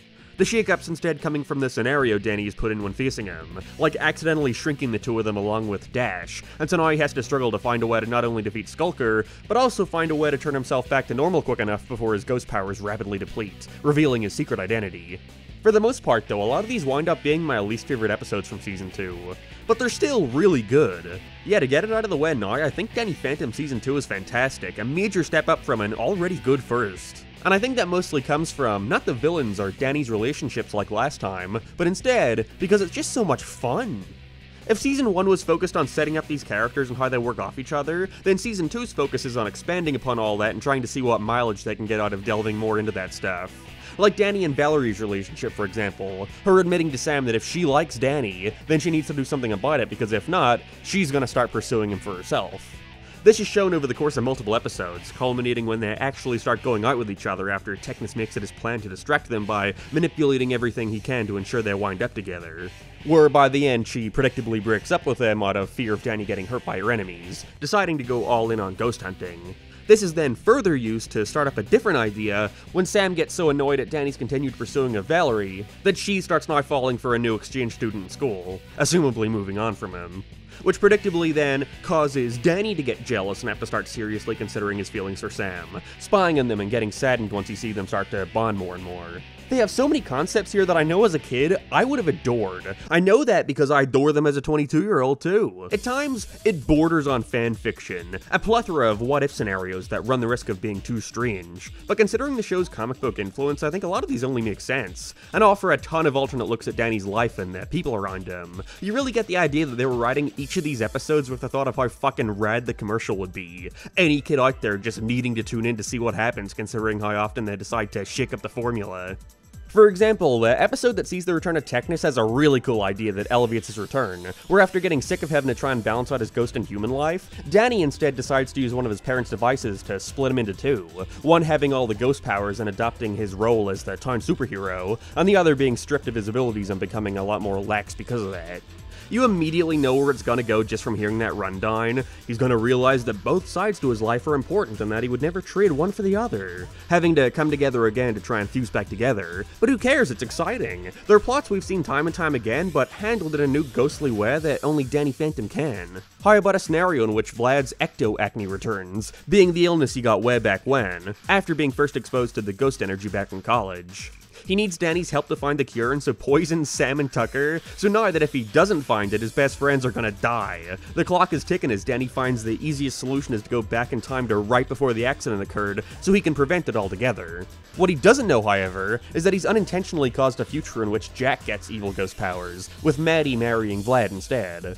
Of course, he fixes everything and everything resets. But I love this episode. Time travel is such an entertaining plot device to me. Again, these are basically a bunch of what-ifs, but each of them are used to explore a different aspect of these guys. Like Vlad having completely given up on ghosts now that he has Maddie. Whereas it's clearly her passion, her and Jack getting back together, even in a world where he looks like this. Again, fan fiction. And that's not even mentioning the gender-bent Danny Phantom clone. Yeah. Danielle Fenton is introduced to us as nothing more than Danny's cousin he's never heard of before. She just shows up. I'm Danielle. Your third cousin once removed? I ran away from home. Hey, you got any food? It's revealed to us over time that she also has ghost powers, with this cool alternate take on Danny's design that I like a lot. Especially the baggy pants, you can tell Steven had a hand in that. That's not the end of it, however. As it turns out, Danielle isn't Danny's cousin, who could have guessed? Instead, she's a clone of Danny created by Vlad, as his plan is to have an evil Danny clone as his son. Him using Danielle to try and trick the real Danny into a trap so he can harvest more of his DNA. Of course, this leads to Danielle feeling insecure and angry that Vlad will dispose of her once he gets what he needs, causing her to betray him and help Danny escape, leaving to go do something, I don't know. She's also voiced by Violet from Charlie and the Chocolate Factory. That was neat. I think what I adore so much about these, again, ideas that in most other shows could run the risk of appearing as cliche, is that they're clearly just having so much fun with them. You get the feeling that they wanted to make sure the series never became complacent with where it was at, straying almost completely away from the Monster of the Week shtick they started with. I think that's when I find myself checking out a majority of the time, when an episode would come along and feel like it's doing nothing to show us a new side to these characters or their world. Again, I really hated episodes like King Tuck and the Fenton Menace. King Tuck is just your average power trip episode, with Tucker using his mummy servant to become a pharaoh just like his supposed ancestors until learning that he doesn't want to be a leader. And the Fenton Menace sucks too, featuring Danny starting to see an invisible ghost nobody else notices, with Jazz continually trying to help him keep ghosts off his mind and everyone else thinking he's going crazy. Obviously, we know there actually is a ghost. I don't know why there being one is such an outlandish concept to the people in this town, and especially to Danny's parents. But whatever. Again, the worst of Season 2 is just unremarkable, and I think that in and of itself is pretty remarkable. And this isn't even the height of it, no way. Some of these episodes cover some pretty big moments, sure, but that's to completely ignore the not one, not two, but 3 45-minute specials that are scattered throughout the season, where you can tell they gave it their all to make sure they were as epic and impactful as possible, with a couple even shaking up the status quo in a way that opens up a plethora of new storytelling potential for the preceding episodes. For example, the second special, The Ultimate Enemy, ends with Danny becoming aware that Jazz knows of his powers, them having a short but sweet talk about it. From here they have the opportunity to revolve episodes around that, like having Jazz try to aid Danny in missions and be a general nuisance. Her having to learn that just because they're on the same page now about his powers doesn't necessarily mean she needs to step on his toes with the heroing. Our first special, Rainstorm, continues where last season ended. Almost ended. Vlad is using the skeleton key to acquire the Ring of Rage and Crown of Fire, but upon doing so, he accidentally unleashes the wrath of Pariah Dark, this hulking giant who wants to take over not only the Ghost Zone, but also Earth, causing every ghost PNG imaginable to flee and start rampaging through the streets trying to hide in Danny's town. From here, Danny and his family have to team up with not only all the other ghosts in the Ghost Zone, but also Vlad, to attempt to take down the King of all Ghosts. They also spend a large portion focusing on Danny and Valerie's relationship here too. This is where she starts to outwardly express her feelings for him, which starts to concern Tucker and Sam, as she's also unknowingly trying to kill him. That's gotta be the ring the Fright Knight's looking for. Vlad must have given it to her. Isn't he a little old for her? Gross. The stakes had never been higher. Danny having to equip himself with the Fenton battlesuit and make his way to the Ghost Zone for the ultimate showdown. They really flex their budget here, maybe a little too much, we'll get on that later. Also by the end, after Danny saves the day, the town now turns around on him, no longer wanting to see him dead. This is also the first time he announces to them that his name is Danny Phantom. It's a monumental episode. The second special, though, was undoubtedly my favorite. I'm finally at the part that enamored me so much as a kid. And it was all your fault! Actually, that was me. This is where Danny Phantom peaks in my opinion. To put it in Fairly OddParents terms, the ultimate enemy is this show's channel chasers. I mean look, open on the future of our town where we see an older version of the main character's friend trying to protect them from an unnamed evil. A buff future version of the main character appears, have possibly the biggest moment in the series' history only to have everything reset by the will of the protagonist. Check, check, and check. That's not a detriment, again, I love this episode. Didn't need to know that the lunch lady and Box Ghost fucked in the future, though. I am Box Lunch, daughter of the Box Ghost and the Lunch Lady! Ew. We're introduced to a new ghost here, too. Clockwork, the Master of Time. He's tasked with preventing this terrible future. And how's he gonna do that? By killing Danny Phantom. It's just Sonic 06. Clockwork is great. In the Ghost Zone, there's no sense of time, so he's simultaneously everywhere all at once. Or every when. To him, this is nothing but a job. There's no emotion in what he has to do, with the knowledge that eventually Danny will turn evil and cause the death of his family and friends. It's incredibly dark and I adore that about it. It manages to imply some really fucked up shit without coming off as needlessly edgy or anything. We learn that after an explosion that killed his family and friends, Danny had nowhere else to go but Vlad, being so overcome with grief that he begs Vlad to get rid of his human emotions, to make him a full ghost. Upon doing this, Ghost Danny proceeds to then go and rip out Vlad's ghost self too, overshadowing its body and turning into this creepy fusion of Danny and Vlad. A great detail that's excellently foreshadowed through his design obviously being a combination of the two. With that, we learn that not only did Danny then go and try to take over the world, but that he also straight up killed human Danny after this split. That's so fucking dark and rad. With Danny trying his best to prevent this future from happening, we see evil Danny trap him in the destroyed Amity Park, as he goes back in time to assume his place, wanting to ensure everything plays out how it should. I like that this in and of itself creates a little paradox. It was pretty unbelievable to me that Danny would do something like this, become a literal killer after cheating on his school exams. But I like that you can always bypass this in a way, by assuming that this only happens because evil Danny goes back in time to do this. Although that puts into question how it all started, what was the original timeline that caused evil Danny in the first place, whether or not these alternate timelines then branch off, or whatever, it's fun, who cares? This is an insanely fantastic episode, definitely my favorite out of the whole lot. And it's perfect that this would be a prime moment for Danny to learn a new power, the Ghostly Wheel, which is the catalyst for him finally being able to defeat evil Danny. He's grown way stronger than anyone was expecting ever, having faced such an enormous threat, and it all comes together perfectly, as Danny returns to the past to save everyone, revealing to them in the process that he is indeed a ghost. It's pretty special, even if, again, everything does reset. I sadly don't have as high a praise for the finale, yet another 45-minute special, Reality Trip. I don't think it's bad, and if anything, I think it has a bunch of cool ideas, but it should have been longer. Yeah? How about now? Yeah, still hot. There was clearly so much more potential here that wasn't fully realized. If anything, this could have been the Danny Phantom movie, an hour-and-a-half long special. But instead we have an incredibly drawn-out beginning, pretty sweet ending, but a middle that feels as if it needed another 20 minutes, completely undercooked. If you know, you know. You know that phrase, it's about the journey, not the destination? Well, yeah, Reality Trip didn't get that memo. Freak Show is back, yet again being the antagonist of another season finale. This time he's taken in by the Guys in White, a group of government agents who special in ghost hunting. They showed up in a past episode, hunting down Danny. I don't know why this is such a popular trope in cartoons. Again, both Danny Phantom and the Fairly OddParents have a pair of these guys. Freak Show steals the Infinity Gauntlet from them. They don't even attempt to hide the shamelessness, honestly, I respect it. I guess Butch didn't know this was going to become an icon in modern pop culture. All he needs to do is find the combination for the 3 gems to go along with it, and all of reality will finally be in his grasp. I mean, it's only 3 gems, how many possible combinations could there be? Not enough for Danny, Sam, and Tucker to not activate it accidentally? You're telling me you couldn't have tried pressing them in order? During this battle, though, Danny winds up transforming back into Danny Fenton. Uh-oh.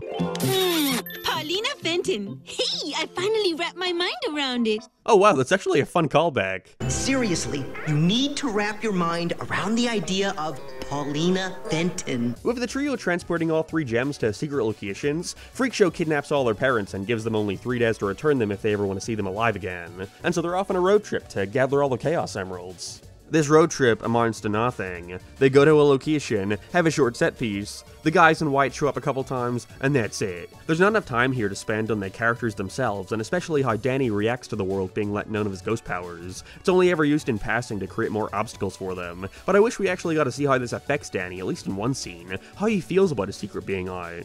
Also, we learn here that his parents are literally nothing but supportive of his ghost powers when they find it out, which means there's literally no reason for Danny to keep it a secret from them from now on, even if it does lead to a sweet moment between them. We love you, sweetie. You. Whether you're ghost, boy, or something in between. Never mind though, everything is reset again. Don't get me wrong, Reality Trip is good and a fine end to a season, but it's just hard not to see an amazing special buried beneath it, leaving me wishing Nickelodeon had given them an opportunity to fully realize it. And that's the end of Danny Phantom Season 2. Now Danny is beloved worldwide and the government is off his back, leading to a Season 3 that... I don't know, I don't think they thought that far ahead. Again, Nickelodeon's first order for the series was of 40 episodes, and so I imagine they wrote Reality Trip with keeping in mind that it could have been the end of the series, leaving things open-ended while still concluding on a positive note with no cliffhanger. And if that happened and Danny Phantom did indeed end here, I think it would have made a pretty good finale.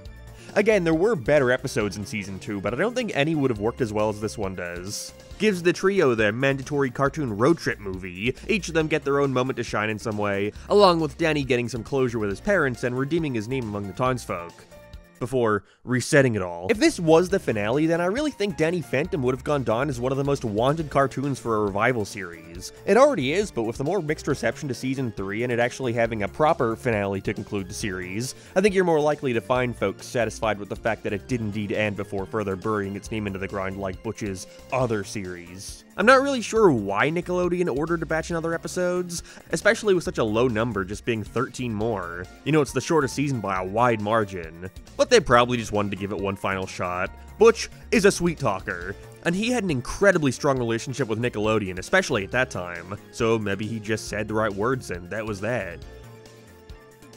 Getting into that later. If I were to guess, the decision to renew Danny Phantom for a 3rd season most likely happened around when Season 1 was airing, as it meant Nick didn't have the clearest idea of whether or not it would eventually become a hit the more they aired it.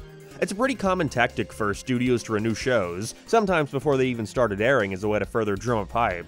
Like, wow, this show must be so good if they're this confident in it. I'm not too sure how the ratings for Season 2 were, but if there's one thing I can definitely point to that would have contributed to Nick's view of it as a failure, it would have to be the lack of merchandise. I mean, just by watching the show, it becomes fairly obvious there was a bunch of opportunities for cool toys to make. The Fenton Thermos, the Ghost Assault Vehicle, make a crappy kid's costume out of Danny's design even. That's not even to mention all the different costumes we see Danny wear throughout the show. There are dozens of variants right here. How about the peeler suit? That would be rad. Or even all the ghosts, there are dozens of these guys. As far as I'm aware, there's only really one Danny Phantom figure out there, and not only was it released in 2012, well after the show was cancelled, more so being made for Nicktoons nostalgia than anything else, but also, It looks like shit. On top of all that, Danny Phantom severely needed some video games. SpongeBob, Fairly OddParents, and Jimmy Neutron can get a bajillion games, but not Danny Phantom. Fucking El Tigre can get a PS2 game, but not Danny. He only ever really appeared in the crossover releases where they could bank on the popularity of SpongeBob at least. But it's bizarre to me that the only series here that was actually focused on action didn't get a video game. Wait, what? He did? What the fuck? Why didn't I know about this? Oh, that's why. They were all designated to handheld systems. So not only did Danny Phantom get a game, but he got 2. And not only did he get 2, but 3. Kinda. I didn't grow up with a Game Boy Advance, and on my DS I was playing New Super Mario Bros. 99% of the time. And so these went right over my head, not that I would have played them anyways. Again, I didn't really care about this show when it was airing. But I suppose it might be worth it to see how the show handled itself with the only real merchandise it received at the time. Do video games count as merchandise? Not really, okay. The only real piece of cross-promotion the series had. You know, if we ignore the Burger King toys. Danny Phantom, the Ultimate Enemy, is the perfect special to make a game out of, even if I think Reality Trip might have been a bit more suited with it, focusing on them collecting a series of MacGuffins, but whatever, I'll take Dark Danny over Freak Show any day of the week. Still though, only on the Game Boy Advance? I mean, this came out in 2005, the prime time for your game to get a port on every console known to man. It wasn't uncommon for a licensed game to come out in the GameCube, Xbox, PlayStation, GBA, and DS, throw a PSP port in there too. Oh yeah, no wait, that's another thing. This was 2005. The DS was already a year old. Selling it exclusively on a handheld that was already on its way out doesn't seem like the smartest decision if you want to hype people up on your new series that's already struggling. It took Nick a while to get the memo. They released Attack of the Toybots on the GBA in 2007. For reference, the Xbox 360 was already 2 years old by this point. You might as well release it on a fucking toaster. Anyways, the Ultimate Enemy actually is a pretty cool opening for what it is, even if Danny's ghostly wheel is looking a little goofy. I was shocked to see that it actually followed the story of the special pretty one-to-one. You're not gonna get a SpongeBob movie situation here. I can take you there. Who are you? I'm not a lifeguard, but I play one on TV. The visuals and sprites look good for what they are, and it's a cool idea to open by letting you play as Evil Danny, even if this is quite literally the only time in the entire game where you get to. Yeah, this thing isn't very long. I got through it in an hour, even after spending 10 minutes getting stuck in one of the first levels because I was using a keyboard and didn't know where the buttons were meant to. I could have just checked, but then I'd have to click out of the game and go to the emulator settings and... oh shit, I mean my GBA! This is a simple side-scrolling beat-em-up. Danny starts with a basic 3-hit combo and the ability to fly, another move that took me way too long to figure out I had. It's pretty mindless. There were a lot of times where I stopped registering that he was even playing something, just running forward and spamming the attack button until something happened that confused me. What the fuck happened there? You have the ability to turn back into Danny Phantom where you can walk and jump, I guess. But he's incredibly useless. The only reason you want to do so is to recharge your ghost power meter. But you're not going to see any footage of that because it was just as easy to continue spamming the attack button and not use any of the abilities you can use it for, like turning intangible. Didn't need that. There's a couple of weapons you can pick up that make things a little easier. There's some buffs to your speed and attack as well, but you'll never need it. This game is simple. The bosses are pathetic. You're given this rush move later on that just demolishes enemies and rules at closing distance. Before you know it, you're finished. When you defeat Dark Danny by the end, he cries out how you were only able to beat him because of the ghostly wheel attack that you learned, but I didn't even know I unlocked it. Again, I was just spamming punch till the end. It seems to have worked out for me. Honestly, I was anticipating having more to say here. It's cool getting to visit locations from the show like Danny's school or Clockwork's lair, but that's about it. This game probably would have satisfied me as a kid, but that's it. That wasn't Danny's only outing on the Game Boy Advance, though. Although it really should have been. Urban Jungle released in 2006 when the system was even more relevant. I don't know what the thought process here was, especially since it also got a release on the Nintendo DS, which was blowing up in popularity. Now, Urban Jungle is based off a Season 3 episode, an episode which I just assumed had to have been a special, but no, it's just a normal 25-minute romp, alright. It's not like I got spoiled or anything, though. The cutscene text moved so slowly that after a while I just started skipping it. I don't give a shit. I will say, though, the presentation has seen a massive step up. I love the more simplified, stylized sprites shown here. All I can gather is a giant ghost plant thing has taken over the town, plant life overgrowing everywhere. Also, he's kidnapped Sam because...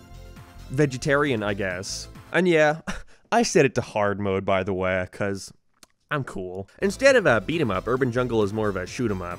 Danny is constantly flying through the stages as you either send out single blasts to the many enemies you face along the way, or hold in the attack button to charge it. Oh my god, I just remembered I could do that. No wonder I struggled so much.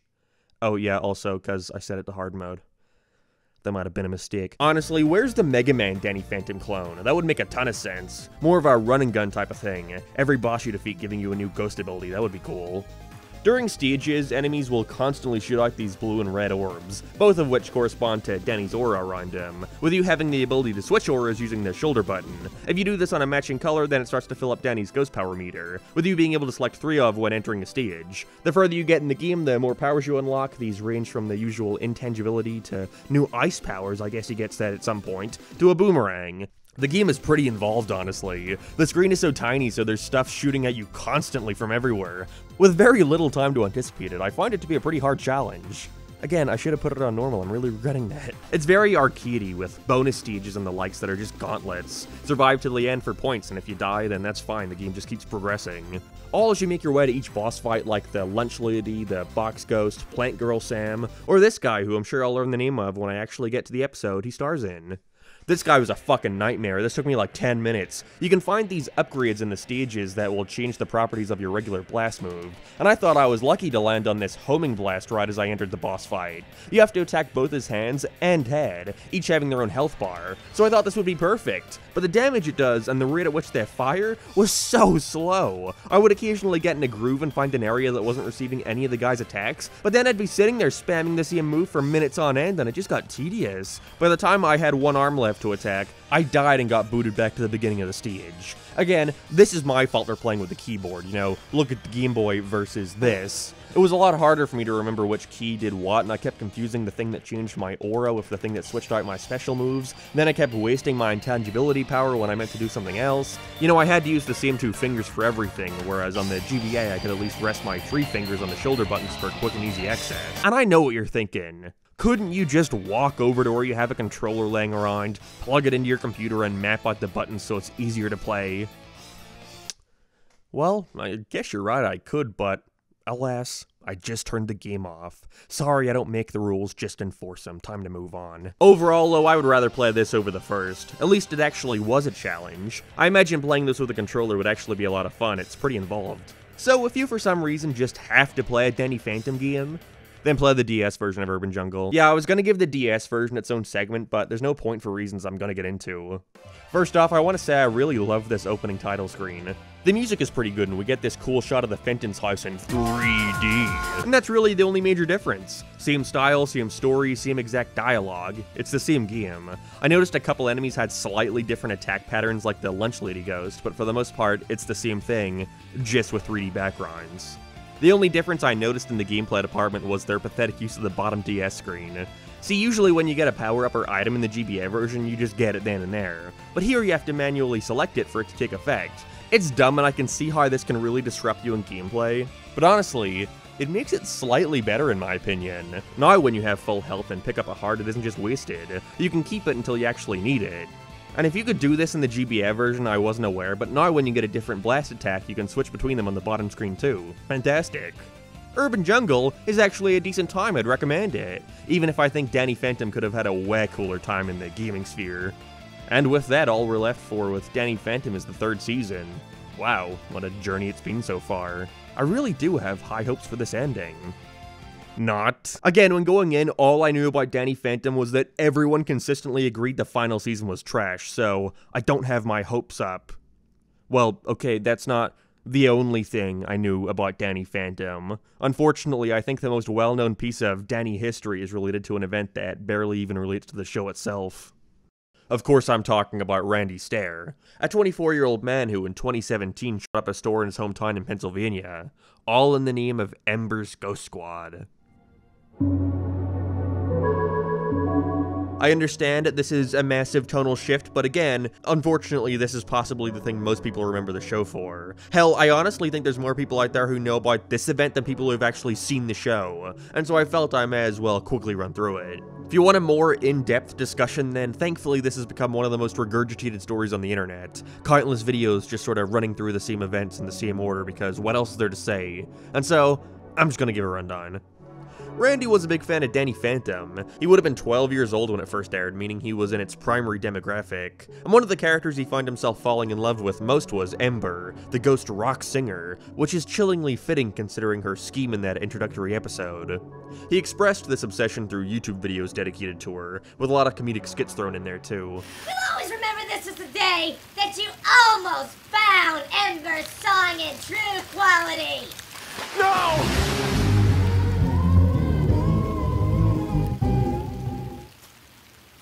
This led to him beginning to create his own OCs in the patented Butch Hartman style, creating an entire community of Ember-like ghosts, even giving himself a female self-insert to join them.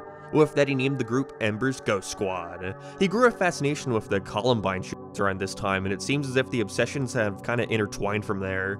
And through a string of insecurities and a general feeling of not wanting to live on Earth anymore, Randy made a plan to go to the store his father managed and he himself worked at, and killed 3 of the employees working there before proceeding to then take his own life in the hopes of joining Ember in the afterlife.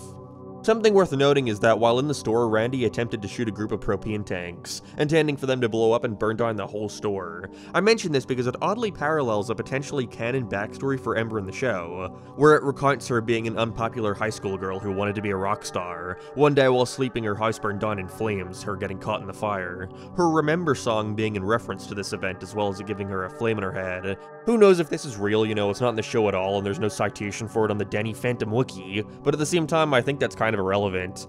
Whether or not it was real doesn't mean there's no way that Randy didn't see this and presume it to be the case. We'll never know. Either way, that's pretty much it. I just felt like if I didn't mention it, then a bunch of people would bring it up in the comments.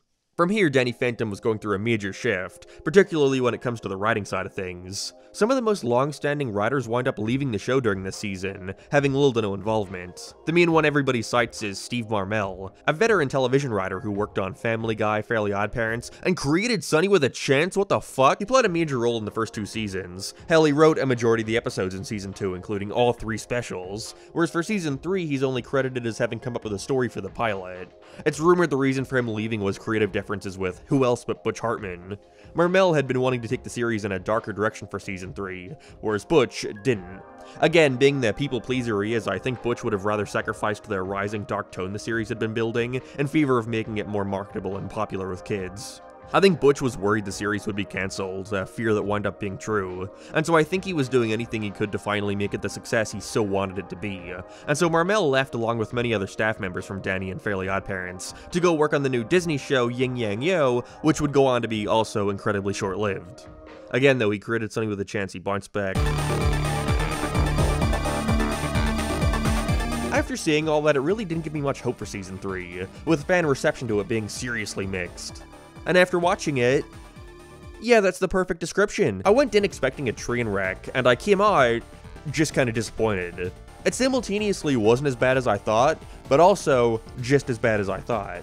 The premiere, really having nowhere to go from last season, attempts to then start up a new recurring storyline, as Danny and Vlad's continued pranks on each other leads to Vlad wanting to pull the biggest one of all, by running for mayor of Amity Park and using mind control to have everyone vote for him. Damn. Danny tries his best to prevent this, but it doesn't matter. Things don't reset by the end, and now Vlad is the mayor of Danny's town.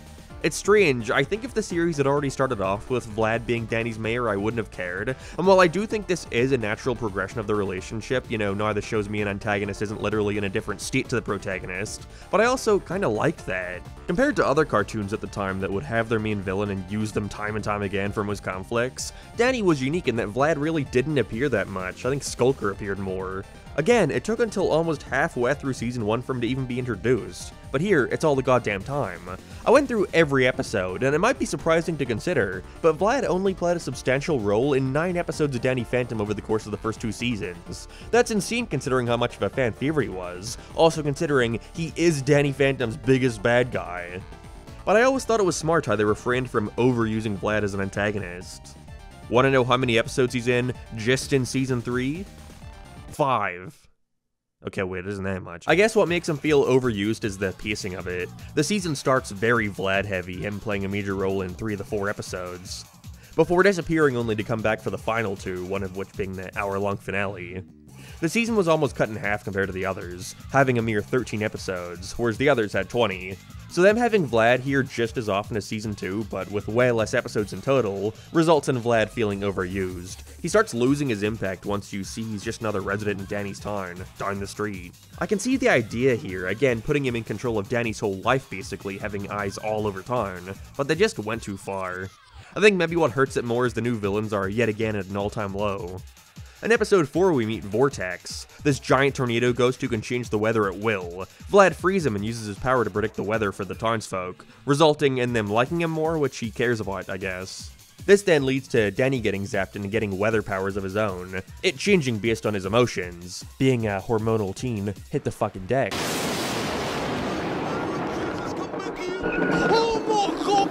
Other than that, we also have a Morpho, a shape-shifting ghost who disguises himself as Danny to ruin his recently redeemed Neum. It's a neat idea, but he himself is uninteresting. They both wind up getting stuck in their current forms and have to find a way to undo it before— Wait, that's just the same as last idea. Finally got to see what Urban Jungle was about, and oh boy did this need to be a 45-minute special. I can imagine that's what they had planned on before it having to be stripped of half its length. It basically just starts at that halfway mark. Danny, Sam, and Tucker are walking down the street before the ghostly undergrowth comes from the ground, overrunning the town with plant life and other stuff. He's voiced by Mark Hamill, which is neat I suppose, but he's without a doubt the most uninteresting villain in the entire series. Along with Vortex, fuck both these guys. It's just one big prolonged action sequence with Danny having to save Sam from his mind control. It's fucking sweet visually, but that's literally it. There's absolutely nothing going on here. Final new villain we meet here is in Frightmare, where we see Nocturne, a ghost who's been putting the residents of Amity Park into a deep sleep to absorb their dream energy. This was a really cool episode, definitely one of the best of the season. His design is great too, I love that flat space texture on him that's like, it's like that chowder effect, what's that called? Unmoving plaid. I'm just gonna call it the chowder effect. Oh my god, was that a Michael Jackson arrest joke? What the fuck? Similarly to season 2, instead of introducing too many new villains here, we instead focus on the returning. Although it sucks because, again, with the smaller episode count, we really don't get to see them shine as much as they did there. Again, that was like 4 new villains right there, paired with the 5 ones with Vlad. The Vortex one also counts as a Vlad episode, meaning only 4 of these remaining episodes even have the chance to focus on any recurring ghost. And so as a way around this, they just start combining them all into one episode. I said back in season 1 that I really liked the episodes that would do crossovers with 2 ghost antagonists for Danny, but if anything, I think they overdo it here. The box ghost episode is fine, where he actually tries to be taken as a threat for once by stealing Pandora's box, and I also don't mind the camping one, which sees Walker return to try and find Wolf, who we get to see again. But other than those 2 episodes, and one other which just spams them all over the place, we don't get to see any of the previous foes in any meaningful way. Livin' Large sees the Guys in White by Fenton works from Jack and Maddie for an absurdly large amount of money, making them rich. Guess what happens? Danny becomes overrun with how rich he is, becomes a douche who thinks he's too cool for school and leaving his house. His friends start to not like him, so needs to apologize while finding out why they wanted his lab in the first place because, like, last time we saw them, they agreed to leave the Fentons alone, but— Wait, that's not supposed to be there! And by far my least favorite episode, quite possibly of the entire show, would have to be Girls' Night Out. There is some law out there that mandates every cartoon ever must have the obligatory girl power episode, where all the girl characters get together to show how cool they are. Because they're girls. In concept, I don't have any problem with it, but in a series like Danny Phantom, like, what are you doing? None of these villains are all that fleshed out, especially not Penelope, Spectra, Ember, and Kitty. In my opinion, they are honestly 3 of the least interesting bad guys in the show. And so instead of doing anything to show me why I should find them cool, they instead take the completely backwards approach of revolving them completely around men. Their characters here are that they are indeed girls. They immediately fail the Bechdel test by having their entire motivation revolve around boyfriends. Kitty's pissed off at Johnny, and Ember is pissed off at her boyfriend. Skulker? They're together? That seems kind of weird to just throw out there. I think they were literally just looking for a reason to have her want to be a part of this. And so they use their powers to have every man in Amity Park disappear, with Sam, Jazz, and Maddie having to team up to get them back. Hooray! I think what I dislike most about this approach to storytelling is that it only serves to make the world smaller. I know they only have a small number of villains to cycle through, but I just don't like this idea they've set up where all these ghosts just cohabitate with each other and get in relationships and complain about their boyfriends. Ember apparently has a house somewhere where she has a TV and a remote and a couch for it to get lost in. Kinda makes them less threatening to know that there's not much difference between them and any other human, other than the fact that they have ghost powers. I don't know, maybe it's not a huge deal, and it's mostly a problem with this season as a whole. Again, like having Vlad and I live in Danny's town and all. But I think it simply marks the point in which the show stopped progressing. It's now become what I had enjoyed it not doing. Being complacent. I'm going... well, you know... There are a couple new friendly faces thrown in here too, and a slight attempt to progress the plot at times. Frostbite comes to mind the most. He's introduced in the second episode of the season where it's revealed that his species have the Infamap, a map of the Ghost Zone that can take you to not only anywhere you want, but also anywhere. These guys also return briefly in the episode Urban Jungle, in which they teach Danny how to adapt to his growing ice powers. It being revealed to us that's what his ghost sense has been all along. It's ice, not a spidey sense, I swear. It's so lame to me. Again, it's apparent they had to cut all the content out of this episode and only got across the bare essentials. Like in The Ultimate Enemy, there was so much focus on Danny trying to unlock the wheel power. It actually meant something when he finally did it. Showcasing how what he's gone through and choosing to take a different path to Dark Danny has led to him getting the power way sooner than he should have. It was like a reward for him making the right choice, but nah, he just learns it through a quick montage. He's gotta get back, guys, come on, we only have a couple minutes left. Overall, the show just feels so removed from what it was. Right off the bat, things feel different. You can really tell a major voice in the production has left as the new and old writers scramble to fill the void. The side characters barely even return here. We rarely see Dash or Paulina. The only continuity they keep up with for the most part is the growing relationship between Danny and Sam. By the end of the season, they really make an effort to include at least one moment per episode where they look at each other and blush, but don't do anything because that would mean committing to a permanent story change relating to our main character, and they can't do that because it would make airing the show out of order a nightmare. But it really does feel like they're building to something with them, at least. One thing I could not stop thinking, however, the further we got in was, where the fuck is Valerie? She was once such a major part of the series, but now, nowhere to be seen. I seriously thought they were just going to ignore her and act like she was never there, but thankfully we did finally get another episode with her. In the penultimate episode. Hope you didn't like this character or anything, because this is her last role of importance. Her return is also shared by the comeback of Danny Phantom with an eye. It's actually a pretty good episode for once, with Danny returning to Amity Park to seek help as she's slowly been dissolving, with Vlad seeing this and sending Valerie out to capture her for him so he can kill her once and for all. However, Danny steps in and saves her, injecting her with a serum that completely cures her with no risk of ever melting again. There's this completely random moment, however, where Danny transforms and gets concerned that Valerie saw him. Never comes up again, that's it. The one person she does see change, though, is Vlad, as we end with her catching him announcing his evil plans and describing how he tricked her. And so with that, she makes it her mission to kill Vlad Plasmius. Again, last appearance. And all that leads us into the finale, Phantom Planet. By far the most heated episode in the show's history. Everything has been building to this, and I'm incredibly intrigued to see just what pissed so many people off with this ending. It is time for... Specials are special, but some specials are just more special than others. Phantom Planet, the Danny Phantom special premieres this weekend at 10:30 and 4:30 on Nicktoons. Damn, they really wanted to let you know this was a big event, even opening on that Nickelodeon Presents thing they used to do. If you couldn't already tell, it was a big event by the excessive amounts of CG used here. Opening on space as we see Vlad using the Infamap he stole off screen to get some ectoranium. However, during the preceding battle with Danny and friends, Vlad's machine blows up right next to an asteroid, causing it to head right towards Earth. Oh, that's the plot of your finale, a natural disaster storyline?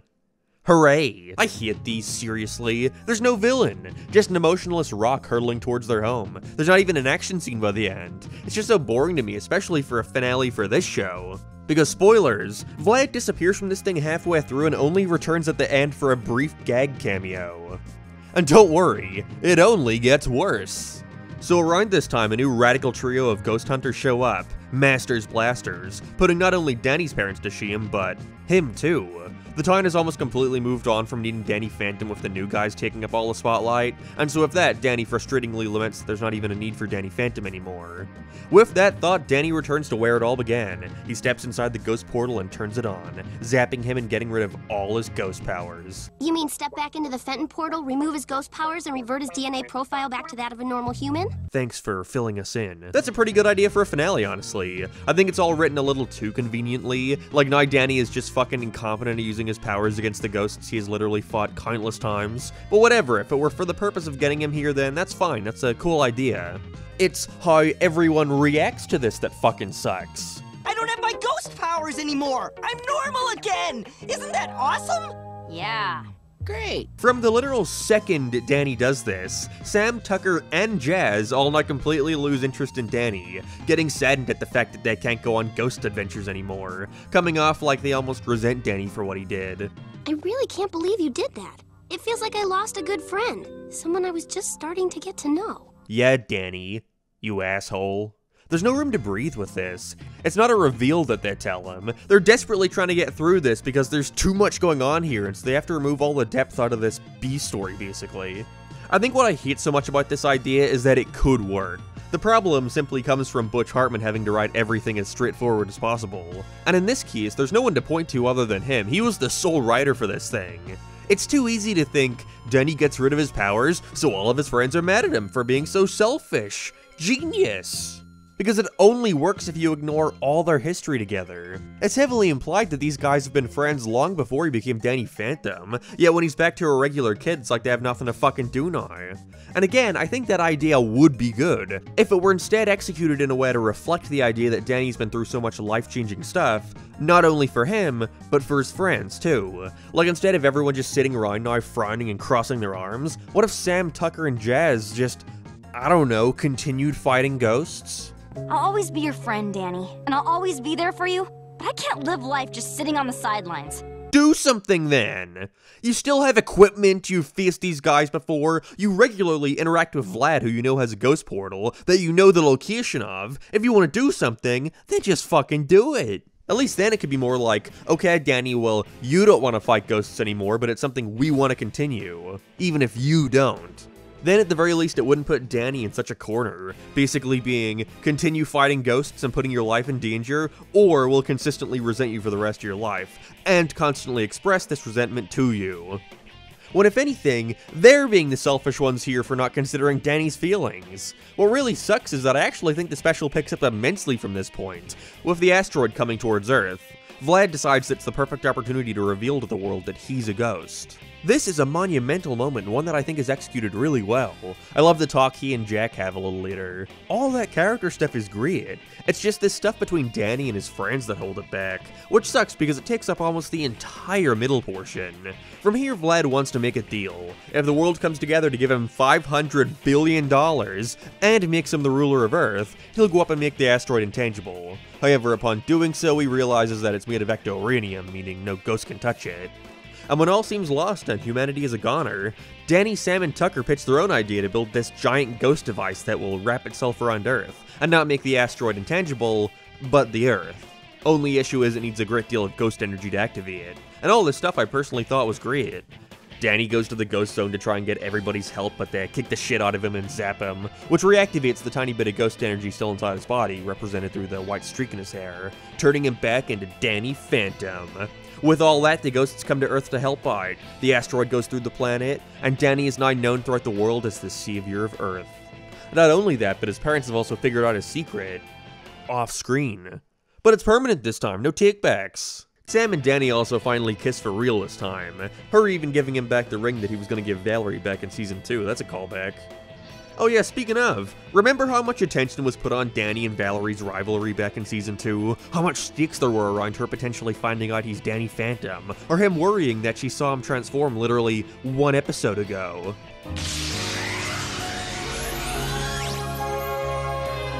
Miss it? There you go, that's your payoff, just a face in a crowd cheering him on. Cool. This finale was clearly rushed. The season was not building towards this at all, but even then, what was there to build towards? Nothing really happened. It was a complete chance that this sent the asteroid crashing towards Earth. There's not even a payoff for Vlad, he's abandoned in space, lamenting how he's just revealed his secret identity to the whole world with nothing to show for it. He can never live a normal life ever. Oh no, never mind, he's dead. It somehow gets even worse. With no more Vlad, Tucker gets elected mayor of Amity Park. Okay, that is a very Butch Hartman thing to do, give the character the best possible ending despite how little sense it makes. And Sam and Danny fly off into the sunset, finally being together. It's weird, there's a lot of elements I like about Phantom Planet, but also a lot I don't. I simultaneously think it's overheated and overdefended at the same time, with a lot of fans now vocalizing that the pure disdain towards this finale was a little overblown, and I can see what they mean. Again, I think the second half is actually pretty good, bizarre ending aside, but that terribly contrived and drawn out start and the questionable choices for the ending really cement in my mind that this was a pretty poor finale, good things aside. My biggest issue though would have to be how they handled Sam. They make her so unreasonable in that first half that they wind up undoing all the genuine bonding her and Danny have had over the course of the season, putting me in the position where I can't be happy that they're finally together by the end. She was an asshole. It's shitty to know this wouldn't have happened if he didn't succumb to getting his ghost powers back.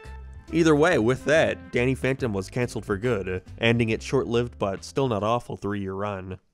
Overall, I don't think Season 3 was the worst thing in the world. I wouldn't call it terrible, not even bad really, but the issue mainly comes from it having to follow up what came before. If most of these episodes happened in Season 1, I don't think people would bat an eye, but the problem is that it constantly felt like the show had been building on itself, continuing storylines and exploring each side of every character, whereas Season 3 just features 11 relatively unrelated adventures before randomly deciding that it was gonna end, nothing building towards that. Many people have speculated for years about why Danny Phantom was truly cancelled. Butch is a prideful man, so as far as I'm aware he won't go any further than just saying, ratings. Not enough people watched it. It wasn't as successful as SpongeBob and whatnot. Usually when a show gets cancelled for this reason, people scream and cry about that not being fair. That the show is really good and people like it, so they shouldn't get rid of it. But in my opinion, it's like, what else do you expect? If the studio is consistently producing the series at a loss and already give it 3 seasons to prove itself, then there's really no need to keep it around, even if it is really good. It seems though there may be more to that than meets the eye, when it comes to the reasoning for its cancellation. And if true, then it paints an entirely different light on the situation, a light which makes it obvious as to why Butch refuses to elaborate in the details. I find various different posts over the internet that offer different theories as to why the series was cancelled, so let's go over a couple. 1. Butch spent too much money. The rumor goes that Butch seriously began going over budget on Danny Phantom, with specials like Rainstorm costing thousands more than initially promised. It seems like that could be the case with how fantastic the visuals are in this show. You know, it doesn't look cheap, probably not helped by the excessive use of CG. If this were true, it would mean it wasn't necessarily poor ratings that killed the show, more likely poor ratings in relation to what they were spending, along with Butch being unreliable. 2. The Ultimate Enemy plus Field Video Games plus Burger King. Apparently when making the Ultimate Enemy special, Butch requested $2 million from Nickelodeon to simply advertise the episode, in which Nick promised it on one condition. We give you $2 million to advertise this, but in exchange, we want to see $5 million in return. And with that, Butch set off, hoping that the planned video game and Burger King toy promotional deal would bring in more than enough profits to make up for this enormous ask. So just how much did they end up making? $50,000. Yikes. Again, I think. I have to specify this is all just shit I've read online, anybody could be saying this, but considering what the game released on and at the time it did, along with THQ and Burger King taking cuts from whatever profits too, I can imagine this was pretty close to what they ended up making. And finally, 3. Where's the toys, Butch? Okay, things aren't going too good so far, but wait, Butch says. Look at this show. It's ripe for a plethora of cool toys that will fill the aisles. There's no way any kid could deny the epicness of a Jazz Fenton action figure. And so with that, Butch set out to find a toy manufacturer. But by that rate, it was too late. Word had spread around about how much of a failure Danny Phantom was, so nobody wanted to even touch it. With no one willing to make toys, that was yet another branch Nick couldn't make money from. And so with ratings not even being that good in the first place, they decided it would finally be time for Danny Phantom to end. Either tell me I'm right or a fucking idiot in the comments below for believing this shit, but at the end of the day, sounds believable. So, there Danny goes, to fade into obscurity and never be seen again. Until Butch decided, fuck that, if you don't want to do anything with it, fine, but I will. And so he made a request to purchase the rights to Danny Phantom from Nickelodeon, with them promptly laughing in his face and shutting the door. I mean, who knows when they might want to bring it back, right? Just last year, a massive shock came to everyone. Danny Phantom is back. In book form. With absolutely no involvement from Butch Hartman, Nickelodeon greenlit a Danny Phantom graphic novel series, to be written and drawn by an entirely different team. A glitch in time despite unironically opening on a "you're probably wondering how I got here" moment. It's actually pretty good. I don't want to go too in-depth, this book is still new, so if you're a fan of Danny Phantom, well, first, why wouldn't you have it already, but be sure to pick it up. If anything, it has some really nice artwork. It's not one-to-one with the show's style, but that was for the best. It works better like this in book form. Gonna be honest, at first I was really concerned. There were a couple elements here that I was not feeling. It picks up a couple years after the show's finale, giving us a future in which Amity Park is a whole team of ghost hunters, including Paulina and Dash and the other bully characters. Okay. Tucker got fired as mayor 48 hours after getting elected for dropping a baby, which was pretty funny. But now he's a live streamer and we get to hear about cool apps like Spectrogram. Just shit that I'm not into, I don't need it to be this modernized. It doesn't ruin it though, because thankfully the story is where it really shines. Danny's now a hero, but uh-oh, his powers have been slowly fading. He doesn't know what to do as Vlad makes a return to announce a horrifying truth. Dark Danny has been freed. We learn that Vlad returned to the Ghost Zone to ask Clockwork for another chance at life, but during their battle they accidentally unleashed him from the Fenton Thermos, him fusing with Clockwork to now control all of time. So now it's up to Danny, Sam Tucker, and Vlad to find the ultimate power and defeat him. I love how much we get to see the characters interact here. Now that Butch isn't writing, they've been given a bit more depth. We learn of Vlad's regrets, we find out more about the Ghost Zone. That every ghost is a manifestation of human emotion, and that after a long enough time they'll lose what made them human, which explains all those simple little ghost PNGs floating around all the time. Bit of a weird retcon, but I'll take it over monsters. Danny's powers have been draining because he hasn't had anything to fight for now that Amity Park is ghost-free and that he's saved the day. And so to fix things he wants to resign from being a ghost hunter, and instead takes up a new mantle as a ghost helper. Little lame, I won't lie. I don't know why New Kid stuff is just so opposed to having clear-cut villains or heroes that fight them. There always has to be some mindset of redemption. Like Danny trying to show forgiveness to Dark Danny, he literally killed your parents. But I think here at least it works fine. After defeating Dark Danny, Clockwork shows the trio that with the time stream this fucked up, there are two options for them. Either return back to Earth where everything will stay the same, which will lead to him losing his powers eventually, or return to Amity Park directly after the events of the finale, with the only difference being nobody knows about his secret identity, letting him continue as Danny Phantom. Of course, he picks the second, basically undoing Phantom Planet from the timeline, but they remember it at least, so it's not a complete reset. Now Vlad is no longer the mayor, Danny is back in hiding, this time with a new goal to help the ghosts instead of hunt them, and Vlad puts Dark Danny's spirit inside one of his Danny clones, with what happens from here being left up in the air. It's a good read. Not a fan of every choice it makes, but it gives a really clear idea of how Danny Phantom could have continued if given the chance to make Season 4 our revival series. But if that revival never comes and Danny only continues to exist through these graphic novels, with another coming shortly in the future, then I think I'd be cool with that. Okay, while working on this video, Butch Hartman made a post saying he would want Tom Holland to play Danny Phantom in a live-action movie, and now Paramount are apparently trying to make that a reality, Jesus Christ. It's just because he likes Spider-Man, that's literally it. Hopefully this never sees the light of day. The Kim Possible live-action movie was bad enough, and this would most likely be the same caliber. And with that, we've reached the end of this retrospective on the entirety of Danny Phantom. And if anything, I'm glad I've finally been able to check out this series. I've really grown a newfound respect for it. It's not perfect in that final season really is a drag, but I think it's safe to say at the end of the day, Danny Phantom is a good show. Maybe not great, but good. It's amassed a huge cult audience in the past couple years, most likely the main reason it was able to come back as a graphic novel. But for the foreseeable future, I don't see any animated continuation happening. It's too risky. We're not quite at the point of the mid-2000s nostalgia yet, especially for a show that wasn't even that successful in the first place. And with the way Nick is going in recent times, would you even want it? The show is arguably more popular than ever. I actually see merchandise for it at Box Lunch and Hot Topic a lot, don't ask why I'm in there. If they brought it back, Nick would just drop a mediocre season all at once on Paramount+. It would be CG, of course. They would remove it like a week later, and then it would yet again fade into obscurity. Be thankful you don't have that yet. Maybe not everything needs to come back in a major way. Maybe the novels are all you need. But even ignoring all that, and the video games and the development and cancellation, just looking at Danny Phantom, the series, on its own, left me pretty satisfied.